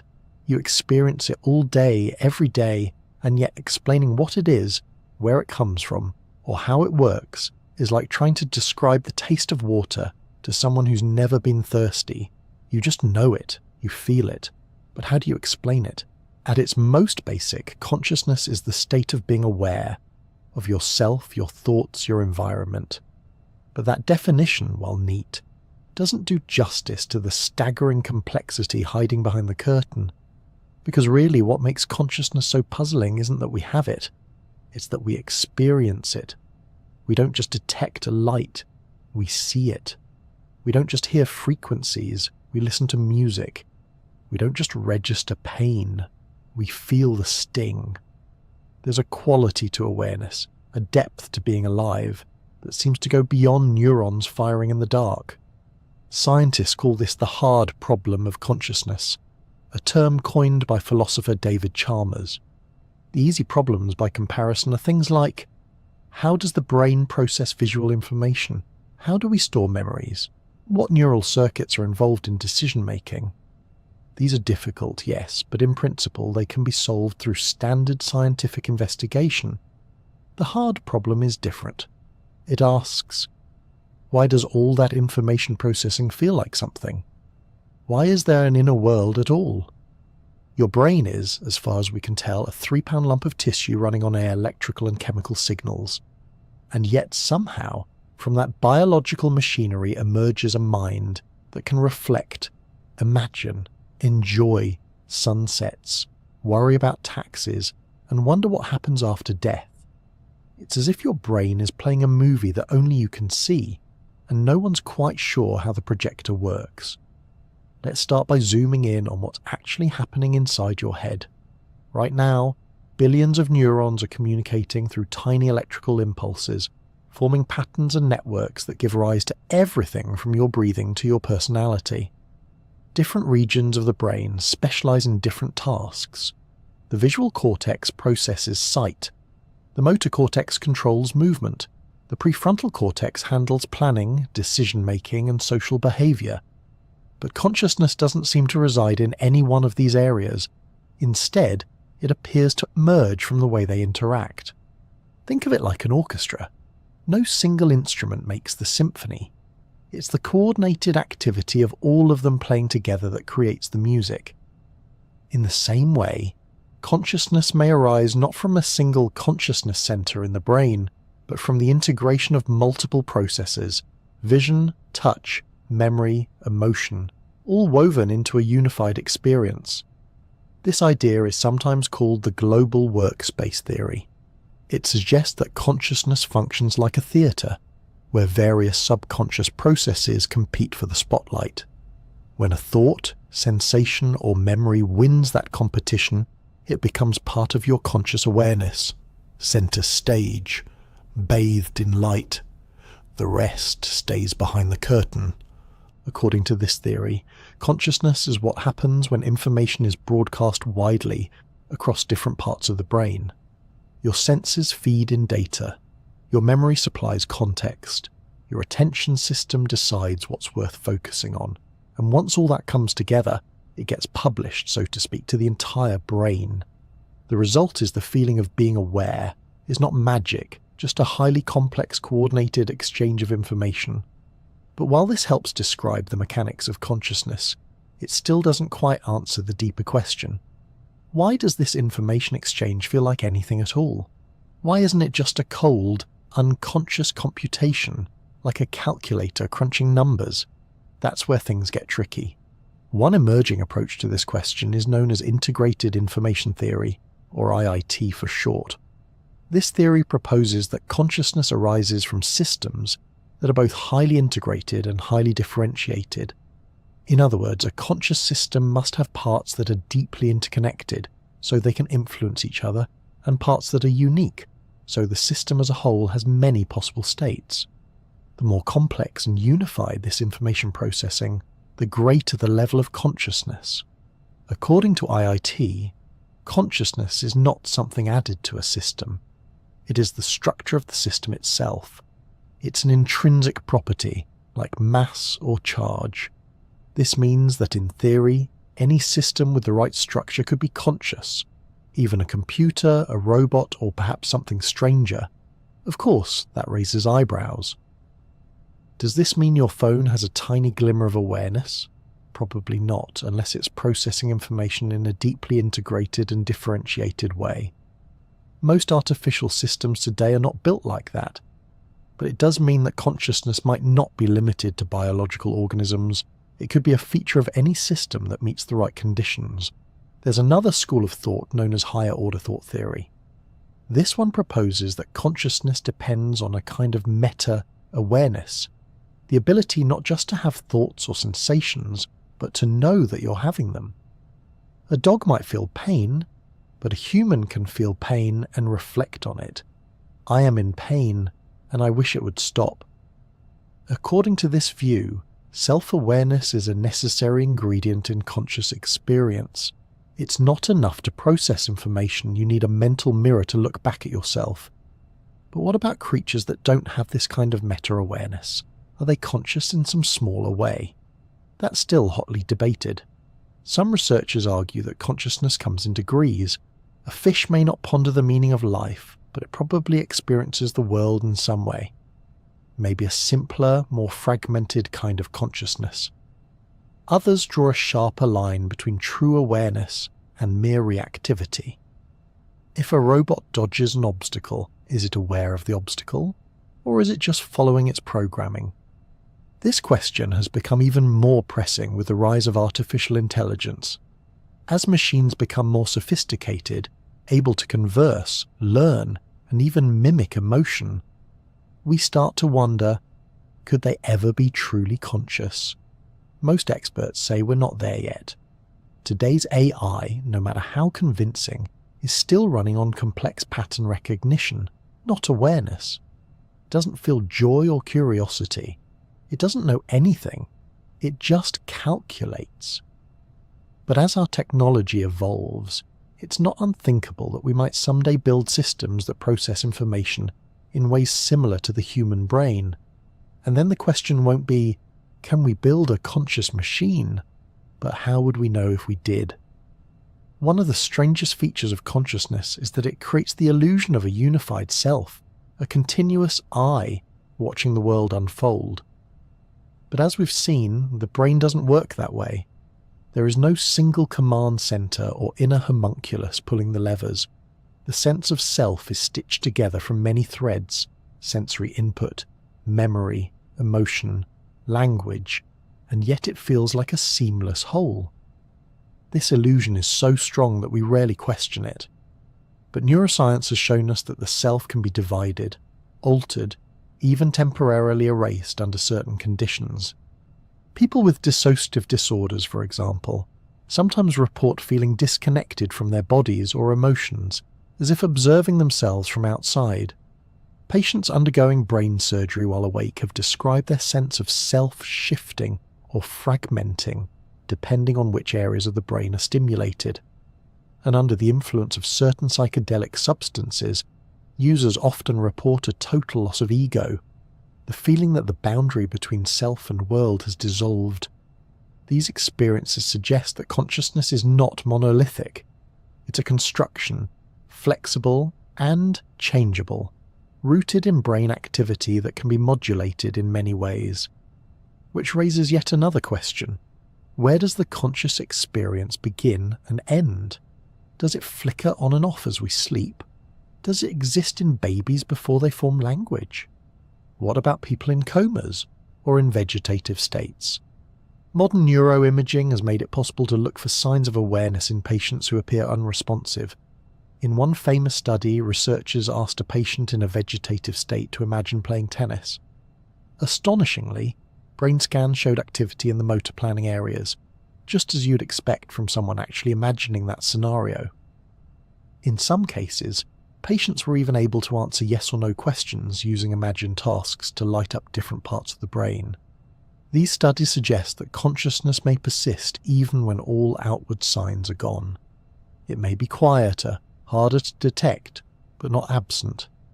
And yet, for all our efforts to study consciousness scientifically, there's something deeply personal about it. No one else can access your inner world. You can describe it, test its components, even try to replicate it, but the experience itself remains private. That's the thing that makes consciousness so elusive. It is subjective by nature. It's not something you see in the lab, it's something you are. Despite all this complexity, there's something beautifully simple at the heart of consciousness. It's the feeling of being here, of noticing the world, of being aware that you are aware. Whether that experience is generated by neurons or some yet undiscovered principle, it is undeniably the most intimate part of being alive. You can change your thoughts, your beliefs, your behavior, but consciousness is what makes change possible. It's the canvas on which everything else is painted, and maybe that's the best way to think about it, not as a puzzle to be solved, but as a wonder to be appreciated. Your consciousness is your constant companion, the voice narrating your life, the presence behind your eyes. It might be a glitch in biology, or the natural product of evolution, or something more mysterious entirely.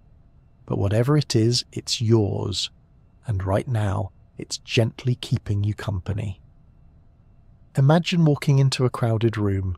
There's laughter in one corner, someone arguing softly over a phone call near the window, and a cluster of people telling stories around a table. Instinctively, your brain starts doing something rather extraordinary. It builds mental models of the people around you. It figures out who might be listening, who's tired, who seems awkward, who's pretending not to be. Without thinking, you begin assigning motives, feelings, and personalities to everyone. It's like your mind is constantly auditioning for the role of psychic detective, guessing what other people are thinking and feeling based on almost no data at all. This remarkable skill is called social perception, and it's something the human brain is unusually good at. We are, after all, social creatures. Our survival has long depended on our ability to understand and predict the behavior of others, whether we're cooperating to build a shelter or figuring out if someone's about to throw a spear. The ability to interpret other minds, to read faces, tones, gestures, and context is something that develops early and operates nearly all the time. One of the foundational concepts in understanding this process is known as theory of mind. This is the capacity to recognize that other people have thoughts, feelings, beliefs, and perspectives different from your own. It might sound obvious, but it's not something we're born with. Most children develop a basic theory of mind around the age of 4. Before that, they assume everyone sees the world the same way they do. That's why a 3-year-old might cover their eyes and believe you can't see them. In their mind, if they can't see, then you can't either. But once this ability kicks in, it becomes second nature. You begin to anticipate what others might know or want or fear. You start to understand when someone is joking or lying or being polite. And just as importantly, you begin to care what others think about you. Social perception doesn't just help you decode others, it's also the root of self-consciousness. The brain seems to have a dedicated network for this kind of social thinking. Regions like the medial prefrontal cortex, the temporoparietal junction, and the posterior cingulate cortex light up when we think about other people's beliefs and intentions. These areas help us take the perspective of others, empathize, and navigate complex social landscapes. They're like the backstage crew, managing the props and lighting for the ongoing play that is human interaction. Of course, the system isn't perfect. Your brain's eagerness to read other minds can sometimes go a little overboard. This is especially evident in something called the hyperactive agency detection device, a mouthful but an entertaining one. It refers to the tendency to assume intention behind ambiguous events. If a shadow moves suddenly, you jump. If a rustle comes from the bushes, you assume something, or someone, is there. Better to mistakenly believe there's a threat than to ignore a real one. This bias toward spotting agents, even when they might not exist, may have helped our ancestors survive in a world full of predators and rivals. It also explains why we sometimes see faces in clouds or believe our computers are out to get us when they freeze right before a deadline. Your brain can't help but anthropomorphize, assigning human characteristics to non-human things. That's why we name our cars, yell at our phones, and feel personally offended when the printer jams. It's the brain's social machinery working overtime, trying to make sense of a world full of things that don't actually have minds. Another entertaining example of this is the Hyder-Simmel illusion. In a classic psychological experiment from the 1940s, researchers showed people a short animation of simple geometric shapes, just a few triangles and a circle moving around a screen. Despite the lack of detail, viewers instinctively described the shapes as people. The big triangle is chasing the little one, or the circle is trying to escape. Even with no faces, no voices, and no story, the human brain made a story. It couldn't help itself. This storytelling impulse extends to real life. We interpret tone, body language, and expression to build narratives about others, often without even realizing it. If someone crosses their arms, we might assume they're angry. If they avoid eye contact, maybe they're guilty. But of course, someone might just be cold or shy or thinking about lunch. The brain likes to guess, but it doesn't always guess correctly. Facial expressions are one of the most direct channels of social information, and your brain is fine-tuned to pick up even the subtlest twitch of an eyebrow. The fusiform face area, nestled in the temporal lobe, is specialized for recognizing faces. That's why you can spot a friend in a crowd or recognize a celebrity from a grainy photo. But this area isn't just about identification. It also helps decode emotion. A raised brow, a squint, a smirk. They're all signals your brain reads instantly, often before you consciously process them. This quick reading of emotion ties into another system known as mirror neurons. Discovered in monkeys and later studied in humans, mirror neurons are brain cells that fire both when you perform an action and when you see someone else perform the same action. If you see someone stub their toe, your mirror neurons for pain may activate just as if you'd stubbed your own. These cells are thought to be part of the neurological foundation of empathy. They help you understand others by simulating their experience inside your own brain. Empathy is a powerful tool, but it's also selective. Your brain is more likely to empathize with people who look like you, think like you, or belong to your group. This tendency, sometimes called in-group bias, can be both helpful and harmful. It builds social cohesion and trust within communities, but it can also lead to stereotyping and exclusion. The brain's social machinery, while sophisticated, is still built on ancient foundations. Interestingly, humans seem to have a built-in desire for social understanding even in infancy. Newborns prefer to look at faces over other objects. By a few months old, babies can distinguish between friendly and unfriendly social interactions, showing a preference for helpful characters. As we grow, we continue honing these skills, learning the subtle art of reading intention, deciphering sarcasm, and navigating the intricate dance of human communication. And yes, sarcasm is its own special trick. It requires you to process the literal meaning of a statement, detect a mismatch with tone or context, and then reverse the intended meaning, all in real time. Not all brains find this easy. Some neurological conditions, like autism spectrum disorder, affect social perception and make it harder to read between the lines. But even within the general population, the ability to detect social cues varies widely. Some people are natural mind readers, others not so much. Then there's the matter of inner dialogue. We often talk to ourselves in our heads, rehearsing conversations, imagining scenarios, or replaying awkward moments with fresh embarrassment. This internal monologue is part of what helps us model not only other minds but our own. It allows us to simulate how others might react, what they might say, and how we might respond. Your brain is running mini soap operas all day long, casting and recasting people in different roles: friend, rival, mentor, stranger. All of this constant social modelling burns a lot of brain power. Studies using brain imaging show that even when we're at rest, the brain's default mode network is highly active. This network includes regions involved in self-reflection, memory, and imagining other perspectives. Essentially, when you're doing nothing, your brain is rehearsing social scenarios, reflecting on past conversations, or preparing for future ones. It's like a mental rehearsal space that never fully shuts down. But for all its sophistication, the social brain is still subject to quirks and errors. One common mistake is the fundamental attribution error, our tendency to explain other people's behaviour in terms of their character rather than the situation. If someone cuts us off in traffic, we think they're a jerk. But if we cut someone off, it's because we're late or distracted. This bias helps us simplify the social world, but it also skews our judgments. And then there's spotlight bias, the belief that people are paying more attention to us than they actually are. You might feel like everyone noticed that awkward thing you said, or the stain on your shirt, but chances are they didn't. They were too busy worrying about their own awkwardness. We're all starring in our own mental sitcoms, rarely tuning into anyone else's channel for very long. Despite all these quirks, the brain's social skills remain one of its most impressive features. They allow us to cooperate, compete, build civilizations, and write long, rambling bedtime podcasts about brains.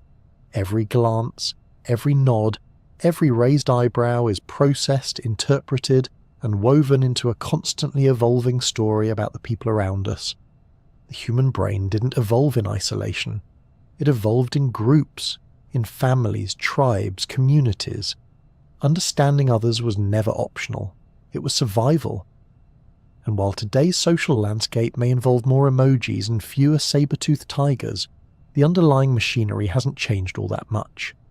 Your brain is still trying to read the room, anticipate reactions, and keep track of who said what during the last Zoom meeting. It's a dance of intention and interpretation, played out billions of times a day in conversations, glances, silences, and thoughts. And you're not just a participant in this dance, you're also the choreographer, constantly adjusting your steps in response to others. So even when you're alone, your mind isn't really alone. It's filled with imagined conversations, reflections on past interactions, and rehearsals for future ones. The social brain never really rests. It's always weaving the tapestry of connection, trying to understand others, and just as importantly, trying to be understood. For all its brilliance, flexibility, and charm, the human brain has a few blind spots, some metaphorical, some literal, and many that walk straight into walls of logic and reason without even pausing to apologize. It turns out that being aware, conscious, and intelligent doesn't necessarily protect us from being wrong. In fact, sometimes it makes us better at being confidently incorrect. Our minds are full of clever shortcuts, emotional detours, and strange little traps that influence how we think, remember, and make decisions. These quirks are known as cognitive biases, and once you start noticing them, it's a bit like finding plot holes in your favourite movie. You still enjoy the show, but you can't unsee them. One of the most notorious of these mental shortcuts is confirmation bias. This is your brain's tendency to seek out, interpret, and remember information in a way that supports what you already believe. It's not done maliciously. Your brain just really enjoys being right. If you think a particular food causes headaches, you'll start to notice every time you eat it and feel a twinge later, but you'll probably forget all the times you ate it and felt fine. If you believe your favourite sports team is unfairly treated by referees, you'll remember every bad call that went against them and ignore the ones in their favour. It's like being your own personal cheerleader, but for your opinions. This bias is especially powerful in the age of the internet, where algorithms and social media can create a feedback loop of beliefs. When you click on an article that confirms your point of view, the system shows you more like it. Before you know it, your digital world starts to look like a mirror, reflecting your thoughts back to you with increasing intensity. It feels like the truth, but it's more like standing in an echo chamber shouting, "I agree with myself." Another mental hiccup is the Dunning-Kruger effect, which is as fun to say as it is to observe. This bias refers to the phenomenon where people with low ability in a certain area tend to overestimate their competence. Meanwhile, those who are more skilled often underestimate their expertise. In other words, the less you know, the more confident you might feel, and the more you learn, the more aware you become of what you don't know. This creates a curious situation where confidence and competence are not always aligned. It's why someone who's read a few articles on quantum physics might feel ready to rewrite the laws of the universe, while an actual physicist is quietly muttering, "Well, it's complicated." This isn't just an academic curiosity, it has real consequences. Overconfidence can lead people to make poor decisions, ignore expert advice, or double down on mistakes. At the same time, those who are most knowledgeable may hesitate to speak up, unsure of whether they've truly grasped the full picture. It's a cognitive paradox where certainty does not always reflect reality. Then there's hindsight bias, also known as the "I knew it all along" effect. After an event occurs, it suddenly seems obvious that it was going to happen. The stock market crashed. Of course it did. Look at all the signs. A couple broke up. Obviously, it was clear they weren't happy. Hindsight bias smooths out the messiness of life by creating a tidy narrative. But in doing so, it gives us the illusion of predictability and control, which can make us overconfident in our ability to forecast future events. Availability bias is another slippery customer. This refers to our tendency to judge the likelihood of an event based on how easily examples come to mind. For instance, after watching a string of news stories about plane crashes, you might feel that flying is extremely dangerous, even though statistically it's far safer than driving. Because dramatic, emotional, or recent events are more memorable, they feel more common than they really are. The brain equates ease of recall with frequency, which is not always a reliable connection. The brain also has a strong preference for patterns. We're natural-born pattern seekers. This is helpful for things like language, music, and predicting outcomes. But it also leads to a tendency called apophenia, seeing patterns where none exist. That's why gamblers might believe a roulette wheel is due to land on red after a long streak of black, or why we see faces in toast and hear secret messages in songs played backward. Your brain is constantly trying to make sense of chaos, and it would rather find a false pattern than admit there isn't one. Another common misstep is anchoring bias. This is when the first piece of information you receive sets the tone for everything that follows. If you walk into a store and see a jacket marked down from $200 to $80, it feels like a great deal, even if the jacket is actually only worth $40. That original number, the anchor, sticks in your mind and influences your judgment. Anchoring can happen in all kinds of situations, from negotiations to medical diagnoses to multiple choice tests. Sunk cost fallacy is another charming trick the brain plays on itself.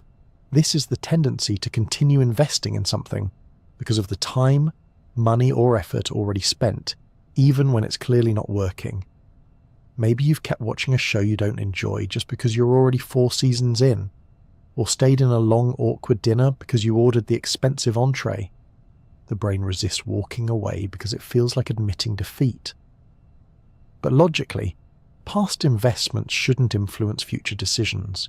If you're in a hole, the sensible move is to stop digging, not to congratulate yourself on the depth. Then there's the illusion of explanatory depth. This is the feeling that you understand something far better than you actually do. You might think you know how a toilet works or why the sky's blue, but if someone pressed you for a detailed explanation, you might quickly discover some gaping holes in your knowledge. Studies have shown that people often rate their understanding of everyday mechanisms very highly until they're asked to explain them step by step. Suddenly that confidence evaporates, and what once seemed obvious becomes a delightful little mystery. Framing effects also play a major role in how we interpret information. The way something is presented can significantly influence our perception of it. A treatment that's described as having a 90% success rate sounds much more reassuring than one described as having a 10% failure rate, even though the numbers are identical. Politicians, advertisers, and news outlets are well aware of this trick. The spin, not the content, often guides opinion. Even our memory is riddled with biases. The Pekan rule suggests that people judge an experience largely based on how they felt, at its most intense point and at its end, rather than the average of every moment.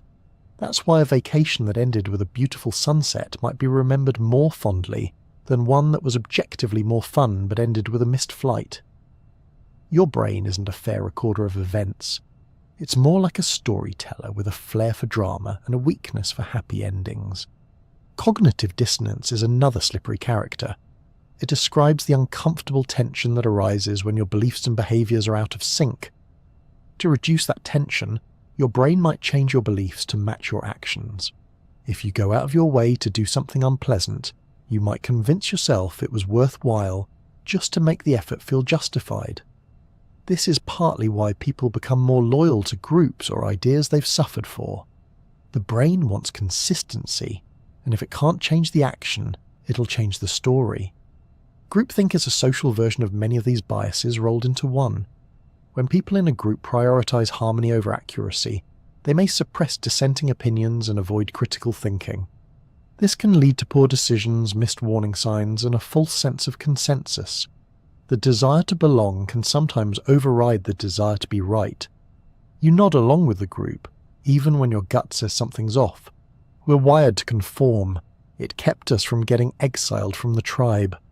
But it doesn't always serve truth. Despite all these blind spots, there's no reason to be discouraged. In fact, the very act of recognizing them is a kind of superpower. Knowing that your brain is susceptible to biases gives you a better chance to catch them in the act. You might still make flawed decisions, but you'll be making them with a little more awareness, a little more grace. And it's not just about catching yourself, it's about being gentler with others too. When someone makes a poor judgment or clings to a mistaken belief, it might not be because they're foolish or stubborn. It might just be that they're human, navigating a complex world with a brain that evolved more for survival than for perfect logic. In the end, our minds are both our greatest tools and our greatest mysteries. They're capable of art, science, language, empathy, and also of confirmation bias, logical fallacies, and wildly misplaced confidence. The same system that composes symphonies can also insist that horoscopes are eerily accurate. And perhaps that's what makes the brain so endlessly fascinating. It's not perfect, but it's creative. It's not always rational, but it's resourceful. It may not always see things clearly, but it keeps trying. Like a well-meaning friend who occasionally gets lost on the way to the grocery store, your brain is doing its best with the information it has. Sometimes it needs a gentle nudge, sometimes it needs a good laugh, but always it's learning. Always it's adapting, and always it's wonderfully, irreversibly human. There's something a little strange about being human, and it's this. We tend to assume that our version of reality is the only version of reality, that what we see, hear, taste, and feel is more or less what everyone else experiences, and that the universe, broadly speaking, looks the way we see it. But in truth, our perception is just one tiny window into a vast and varied world, tailored by evolution to meet our specific needs, filtered through the quirks of our nervous system, and shaped by our personal history. There are entire layers of reality that we simply can't access because we're not built to, and we're not alone in that limitation. Enter the idea of the Umwelt, a term coined by biologist Jakob von Uexküll in the early 20th century. It refers to the unique sensory world experienced by each organism. Every creature on Earth lives inside its own bubble of perception, constructed from the information it's able to gather. A bat, a dog, a fish, a bee, each one perceives a different version of the world shaped by its biology. The bat uses echolocation to see in sound. The dog's nose can detect smells at concentrations 100 million times lower than a human's. The bee sees ultraviolet patterns on flowers that we can't even imagine. They all live on the same planet we do, but their realities are vastly different. Even within our own species, perception varies more than we often realize.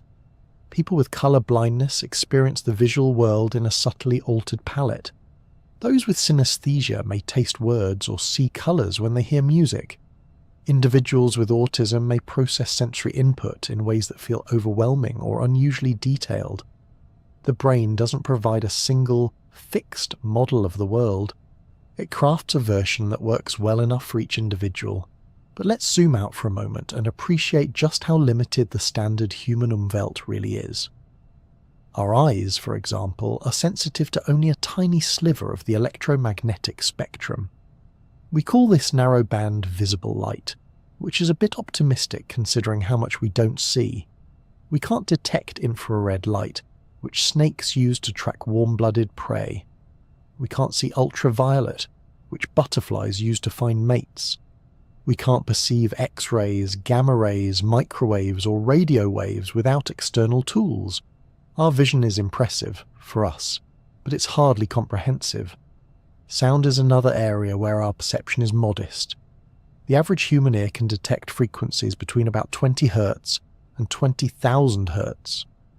But elephants communicate using infrasound, with frequencies below the human range, which can travel long distances through the ground. Bats and dolphins, meanwhile, use ultrasound, frequencies well above what we can hear, to navigate and hunt. These animals don't just have better hearing, they live in soundscapes that are invisible to us. Smell is perhaps the most underrated sense when it comes to our limited awareness. Humans have roughly 400 types of olfactory receptors, which sounds like a lot until you consider that dogs have over 1,000. A trained bloodhound can track a scent trail that's several days old, across miles of terrain, while we might not even notice the smell of rain unless it's especially strong. Dogs live in a world painted with scent trails, invisible to us but as meaningful to them as landmarks are to us. Even touch, which feels immediate and reliable, is far from absolute. Some animals, like star-nosed moles or certain species of fish, can detect tiny electrical fields generated by other living beings. This ability, known as electroreception, allows them to sense their prey even in complete darkness or murky water. Sharks can detect electrical impulses from the beating hearts of nearby fish. Platypuses use electroreception to find worms hiding in muddy riverbeds. We have no such sense. To them, the world is buzzing with signals we can't even detect. Then there's magnetoreception, the ability to sense Earth's magnetic field. Birds, sea turtles, and even some bacteria use this sense to navigate across vast distances. Migratory birds are particularly impressive, managing to travel thousands of miles with remarkable accuracy. Humans, for the most part, rely on maps, compasses, and arguments about who missed the turn. If we do have any kind of magnetoreceptive sense, it's extremely subtle, possibly more subconscious than useful.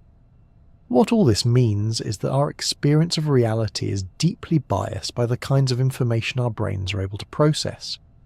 We see what evolution has made us good at seeing.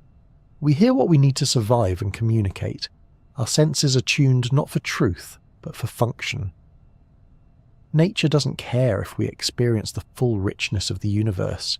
It only cares that we do well enough to eat, mate, and avoid falling into holes. This doesn't mean our version of reality is wrong exactly. It just means it's incomplete. Imagine trying to understand a symphony after hearing only one instrument, or watching a movie with the brightness turned all the way down. That's the human condition.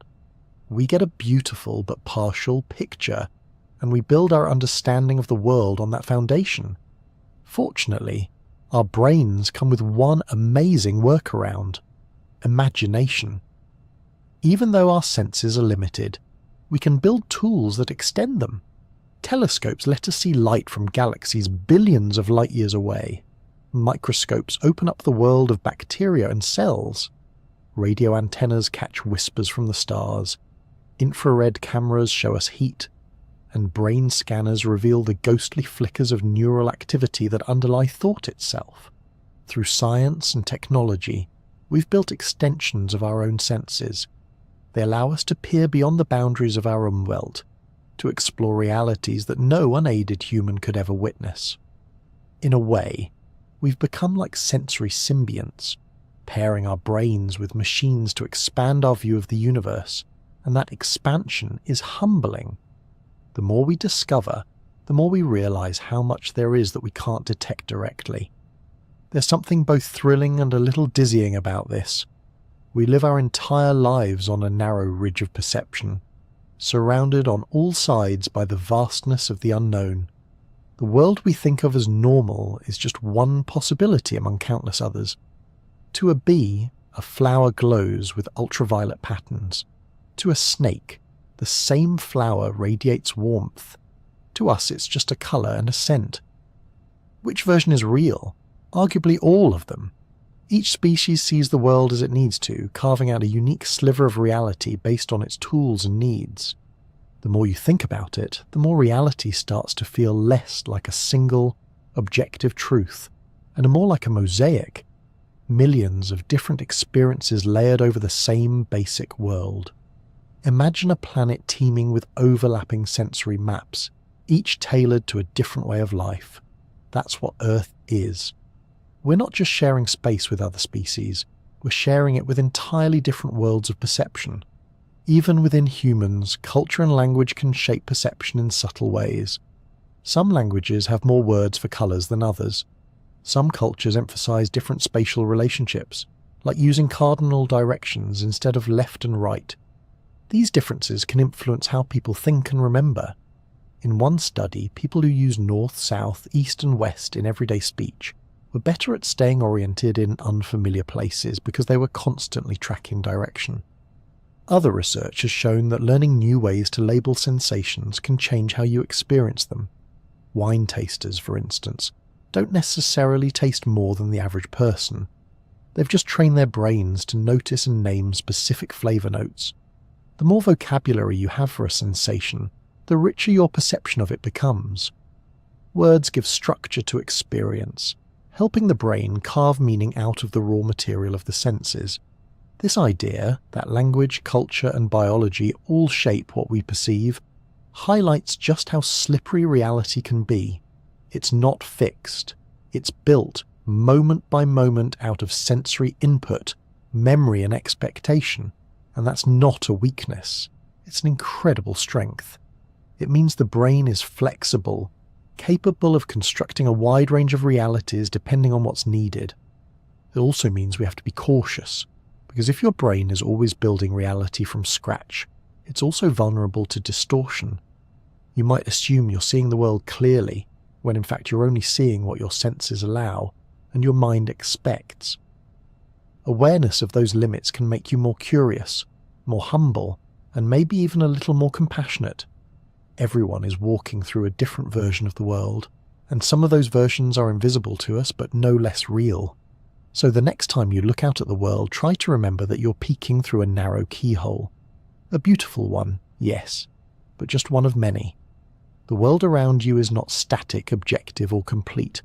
It is filtered, interpreted, and edited on the fly. What you think of as reality is a collaboration between your senses, your brain, and your history. You don't see the universe, you see a version of it. And that version is just right for you, but it's not the only one. There's something incredibly freeing in that thought. You don't have to hold your experience as the ultimate truth. You can explore, wonder, and stretch the edges of your own awareness. You can learn about bees and bats and blind cavefish, and realize that the world is so much more than what meets the eye, or the ear, or the tongue, or the fingertips.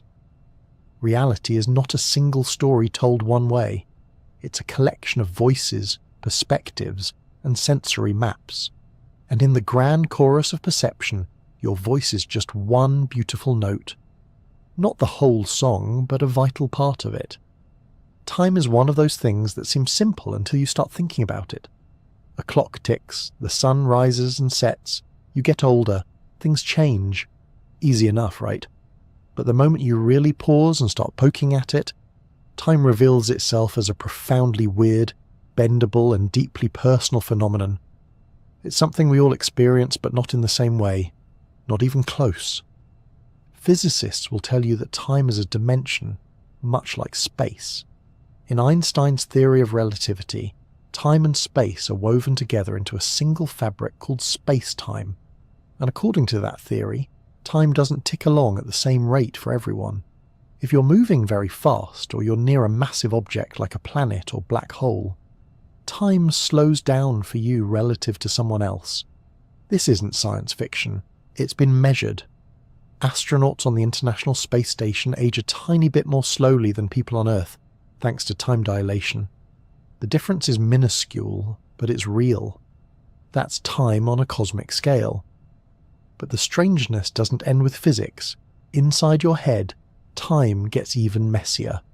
Because your brain doesn't have a dedicated clock the way it has ears or eyes. There's no single timekeeping center that ticks off seconds like a metronome. Instead, your experience of time is a construction, a feeling, pieced together from memory, attention, emotion, and sensory input. In fact, your brain is constantly estimating the passage of time using a combination of cues, how much information it's processing, how much has happened, how predictable or unpredictable things feel. And because these factors are fluid, your perception of time is wildly flexible. Minutes can stretch or vanish depending on the context. Everyone has had the experience of time dragging. Waiting in line, stuck in traffic, or sitting through a dull lecture can make a few minutes feel eternal. This happens because your brain has little new or interesting information to process. Without novelty to anchor time, your internal clock seems to slow down. You become more aware of the passage of time itself, and that attention makes the seconds feel heavier.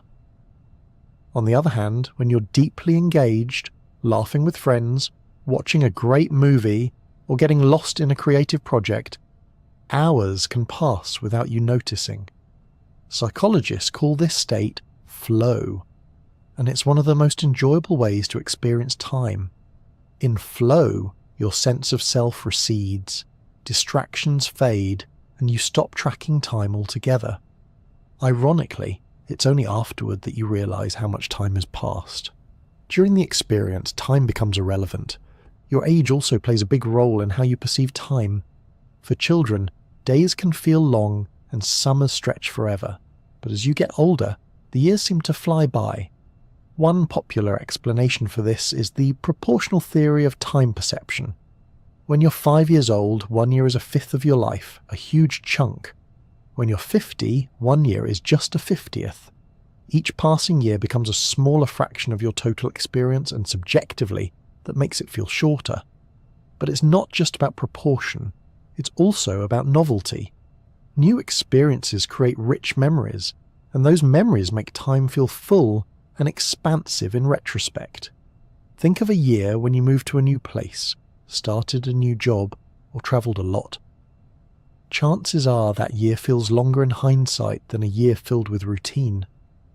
Your brain encodes novel experiences more vividly, which gives the illusion that more time has passed. This is why vacations, while brief, often feel substantial in your memory. This dynamic also explains why time can feel like it speeds up when life gets predictable. When each day blends into the next with no standout events, the brain doesn't lay down strong memory traces. Later, when you look back, it's as if the time barely happened at all. That's one reason people often say that time speeds up as they age.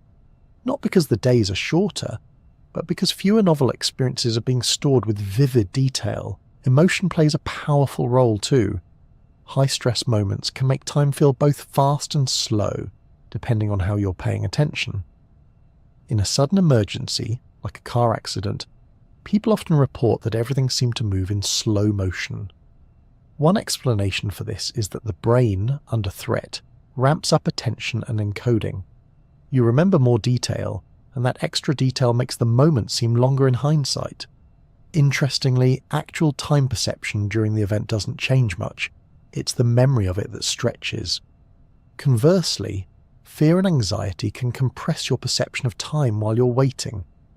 If you're nervous about a test result or a difficult conversation, a short wait can feel like an eternity. Your brain, primed for something unpleasant, keeps checking in, asking, "Is it here yet?" The repeated mental checking makes the experience feel longer, even if the clock hasn't budged much. Sleep also has a strange relationship with time. When you fall asleep, hours vanish in what feels like an instant.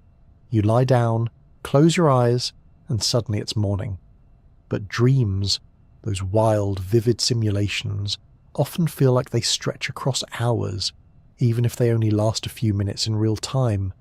Some researchers believe this is because the brain in REM sleep processes information differently, creating the illusion of extended duration. The normal markers of time, external stimuli, conscious thought, physical movement, are largely absent, so your dream brain fills in the gaps. There's also a curious phenomenon called chronostasis. You may have experienced this when glancing at a clock and noticing that the second hand seems to freeze for a beat. What's happening is that your brain fills in the visual gap from the eye movement with a mental placeholder, making the first moment of your gaze appear to last longer than it actually does.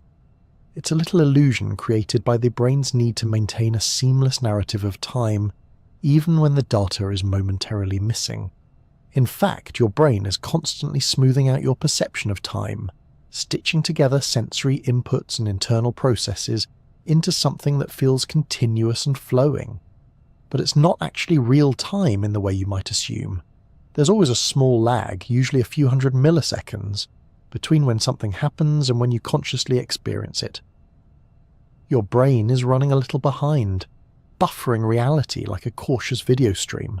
But instead of showing you that delay, it edits things so they feel instant. This delay becomes particularly interesting when different senses are involved. Sound and sight, for example, travel at different speeds and are processed in different parts of the brain. Yet when someone claps their hands, you perceive the sight and sound as occurring simultaneously. Your brain synchronizes them, compensating for delays so that reality feels cohesive. It's a delicate balancing act, and most of the time it works flawlessly. Unless, of course, it doesn't. If you've ever watched a video where the sound is out of sync with the picture, even by a tiny margin, it can be maddening. Your brain relies on that temporal alignment to make sense of what's happening. When it's off, the illusion of real time falls apart, and you become suddenly aware of the machinery behind perception. Disorders of time perception can be especially revealing. In certain neurological or psychiatric conditions, time can seem to speed up, slow down, or even stop. Some people with depression report that time feels like it's dragging endlessly, while those with mania may feel that time is racing ahead. People with schizophrenia may experience disordered timing in speech or action, making the world feel unpredictable or fragmented. These disruptions highlight just how much your sense of time depends on brain chemistry and neural rhythm. Some substances can also shift time perception dramatically. Psychedelic drugs like LSD or psilocybin often distort the sense of time, making minutes feel like hours or vice versa. These effects likely stem from changes in how information is processed and integrated across the brain. Under the influence of such substances, the usual filters and rhythms are altered, revealing how fragile the illusion of steady time really is. Even meditation can stretch or compress time. Experienced meditators sometimes report that time feels slower, more expansive, or even irrelevant during deep practice. This may be due to changes in attention and awareness. When you're focused on the present moment, not anticipating or remembering, the experience of time can dissolve. You're not measuring it anymore, you're simply being in it. And that may be the most curious aspect of all, our constant urge to measure, manage, and track time. Despite it being something we don't fully understand. We slice it into hours and minutes, we plan it, sell it, and wish for more of it. Yet the experience of time is always personal, always subjective, always filtered through the lens of a very human brain. What we call time isn't just something outside us. ticking away like a metronome.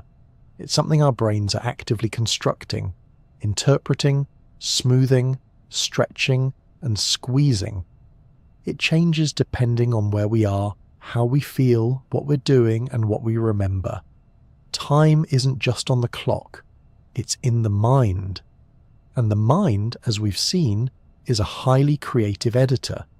So even if the seconds on your watch march forward with perfect precision, your internal time is a different beast altogether.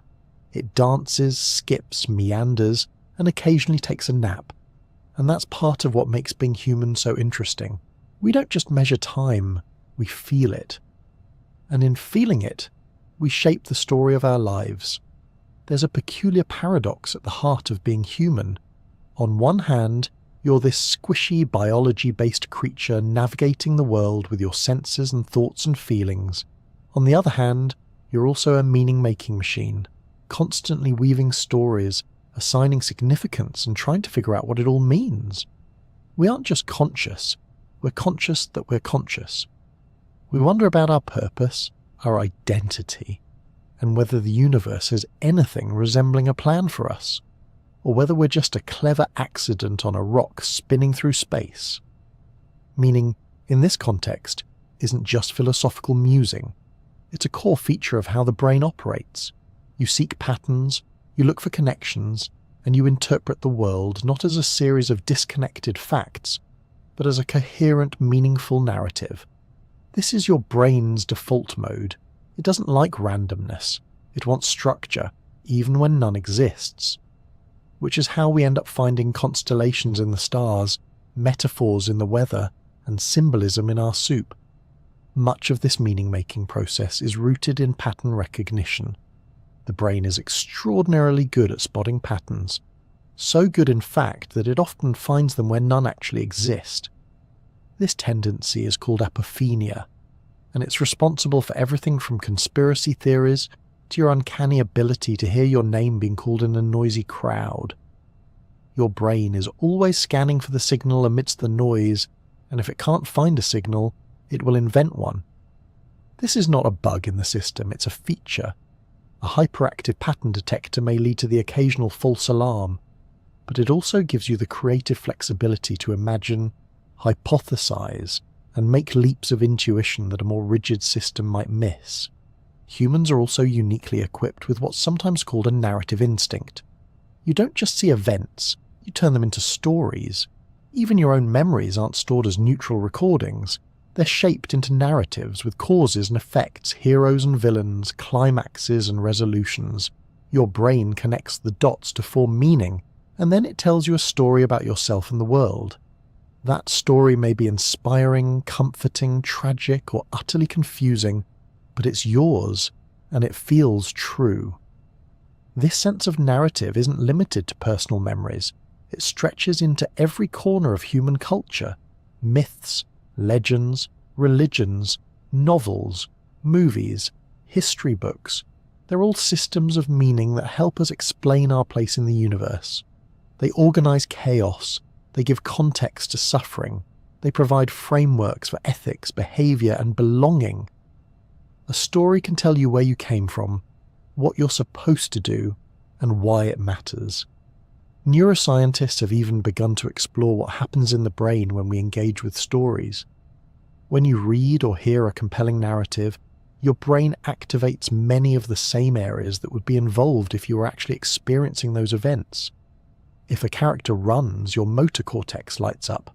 If someone feels pain, your insular and anterior cingulate, regions involved in emotional empathy, do the same. This is called neural coupling, and it explains why stories can feel so vivid, so transporting. They aren't just entertainment. They're simulations of reality, run inside your mind.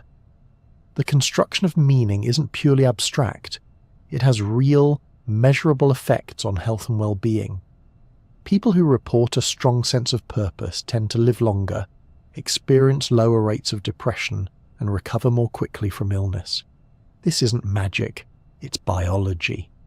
Purpose engages your motivation systems. It helps regulate stress.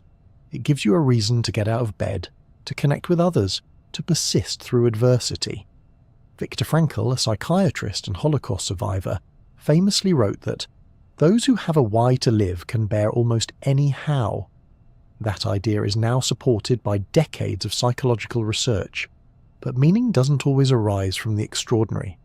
More often than not, it's found in the small, ordinary things: a quiet cup of tea, a shared laugh, a project that matters to you. It's a sense of coherence, of knowing where you are and what you're doing, even if just for a moment.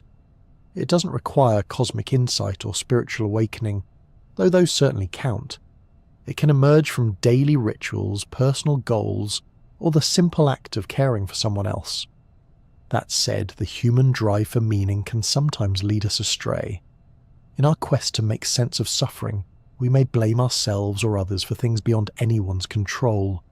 We may search for answers in patterns that aren't real, or adopt rigid belief systems that resist contradiction.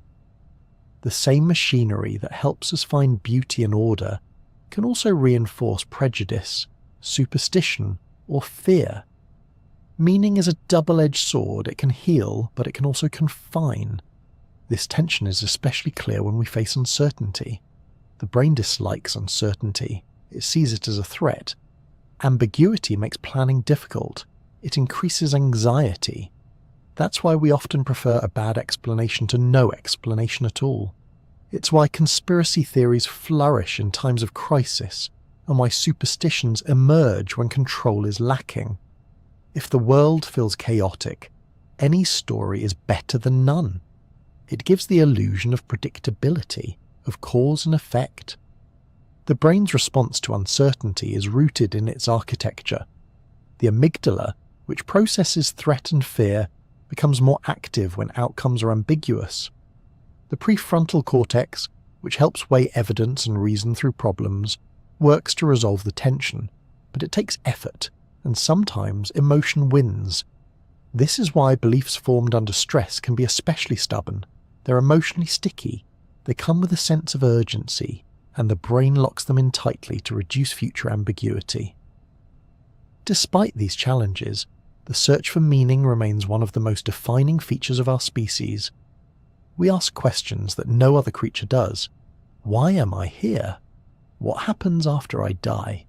What does it all mean? These aren't just intellectual exercises. They're deeply emotional, existential queries that shape how we live, how we love, and how we face loss. Interestingly, some researchers suggest that meaning itself might be more fundamental than we think, not just a byproduct of consciousness, but one of its driving forces. Philosopher and cognitive scientist John Vervaeke argues that humans are not just problem solvers, but relevance realizers, beings constantly scanning the environment for what matters. According to this view, consciousness evolved not just to help us survive, but to help us navigate an ever-shifting world of relationships, intentions, and opportunities. Meaning is not the icing on the cake of cognition, it's baked into the recipe. This might also help explain the allure of awe. When we witness something vast or beautiful, a starry night, a thunderstorm, a piece of music that sends shivers down your spine, we often feel a sense of wonder that's hard to describe. Awe temporarily dissolves the boundaries of the self. It connects us to something larger, and crucially, it can shift our focus away from our problems, allowing us to see ourselves as part of a broader, more intricate picture. Awe is deeply tied to meaning. It reminds us that there is more to existence than our immediate concerns, that we're part of something that stretches beyond our grasp. And while awe doesn't provide answers, it changes the frame in which we ask the questions. It opens the door to humility, curiosity, and a kind of reverent uncertainty. In moments of awe, or deep love, or grief, or gratitude, we touch something that doesn't quite fit inside the boundaries of logic. And maybe that's the point. The brain is good at solving puzzles, but it's just as good at appreciating mysteries. Meaning doesn't always arrive as a clear solution. Sometimes it's a sensation, a resonance, a quiet yes in response to something you can't quite name. None of this means we should abandon reason or evidence. On the contrary, part of what makes us remarkable is our ability to balance both, the rational and the emotional, the analytical and the poetic. We can use science to understand the mechanisms of the brain and still cherish the experience of listening to a symphony or watching the sunrise. We can know how emotions are generated and still be moved by them. Meaning isn't opposed to understanding. It is understanding, of a different kind. And in the end, perhaps meaning is less about discovering some grand, universal truth, and more about building a life that feels coherent, connected, and alive. A life where your actions matter to someone, where your presence brings warmth, where the little things, the ones that don't make headlines, add up to something quietly extraordinary. Meaning isn't necessarily waiting to be found in a distant temple or a hidden code. It might already be here, in the way you notice beauty, the questions you ask, the stories you share. It's not about having all the answers. It's about being willing to ask the questions again and again, with openness and heart. The human brain, for all its neural circuitry and evolutionary wiring, is also a vessel for wonder. And if that isn't meaningful, it's hard to say what is. And here we are, after drifting through neurons and narratives, senses and simulations, illusions and insights. We've explored how the brain builds your reality piece by piece, not by recording the world exactly as it is, but by constructing a rich, dynamic version that makes just enough sense to keep you going. It filters, edits, guesses, fills in the blanks, and serves it all up with such confidence that you rarely question it. But perhaps now, with a bit more awareness, you do question it. Not in a way that makes the world feel less real, but in a way that makes it feel even more wondrous. Because understanding that your reality is an illusion, not a deception, but a creation, invites a different kind of appreciation. One that makes room for curiosity, flexibility, and the gentle acceptance that not everything has to be fully known to be deeply felt. We began this journey with a few simple human questions. Who are you? What is this thing we call reality? And how can a 3-pound bundle of cells in your skull possibly make sense of a universe so vast and strange? Maybe now those questions feel a little different. Not fully answered, because how could they be? But expanded, enriched. Maybe they've become less like puzzles and more like companions. Questions to carry with you, not solve and shelve. Because in the end, the illusion of reality is not a flaw in the system, it is the system. The ever-shifting dance of perception, memory, consciousness, and meaning is what gives your life texture and depth. It's what lets you marvel at the stars, laugh with friends, cry at stories, and find purpose in the ordinary. So as you rest your eyes and drift towards sleep, perhaps let those same questions float gently in the background, like distant constellations in the sky of the mind. Who are you? What is reality? And how somehow do you know that you know? Thank you for spending this time with me. If you enjoyed this journey through the illusion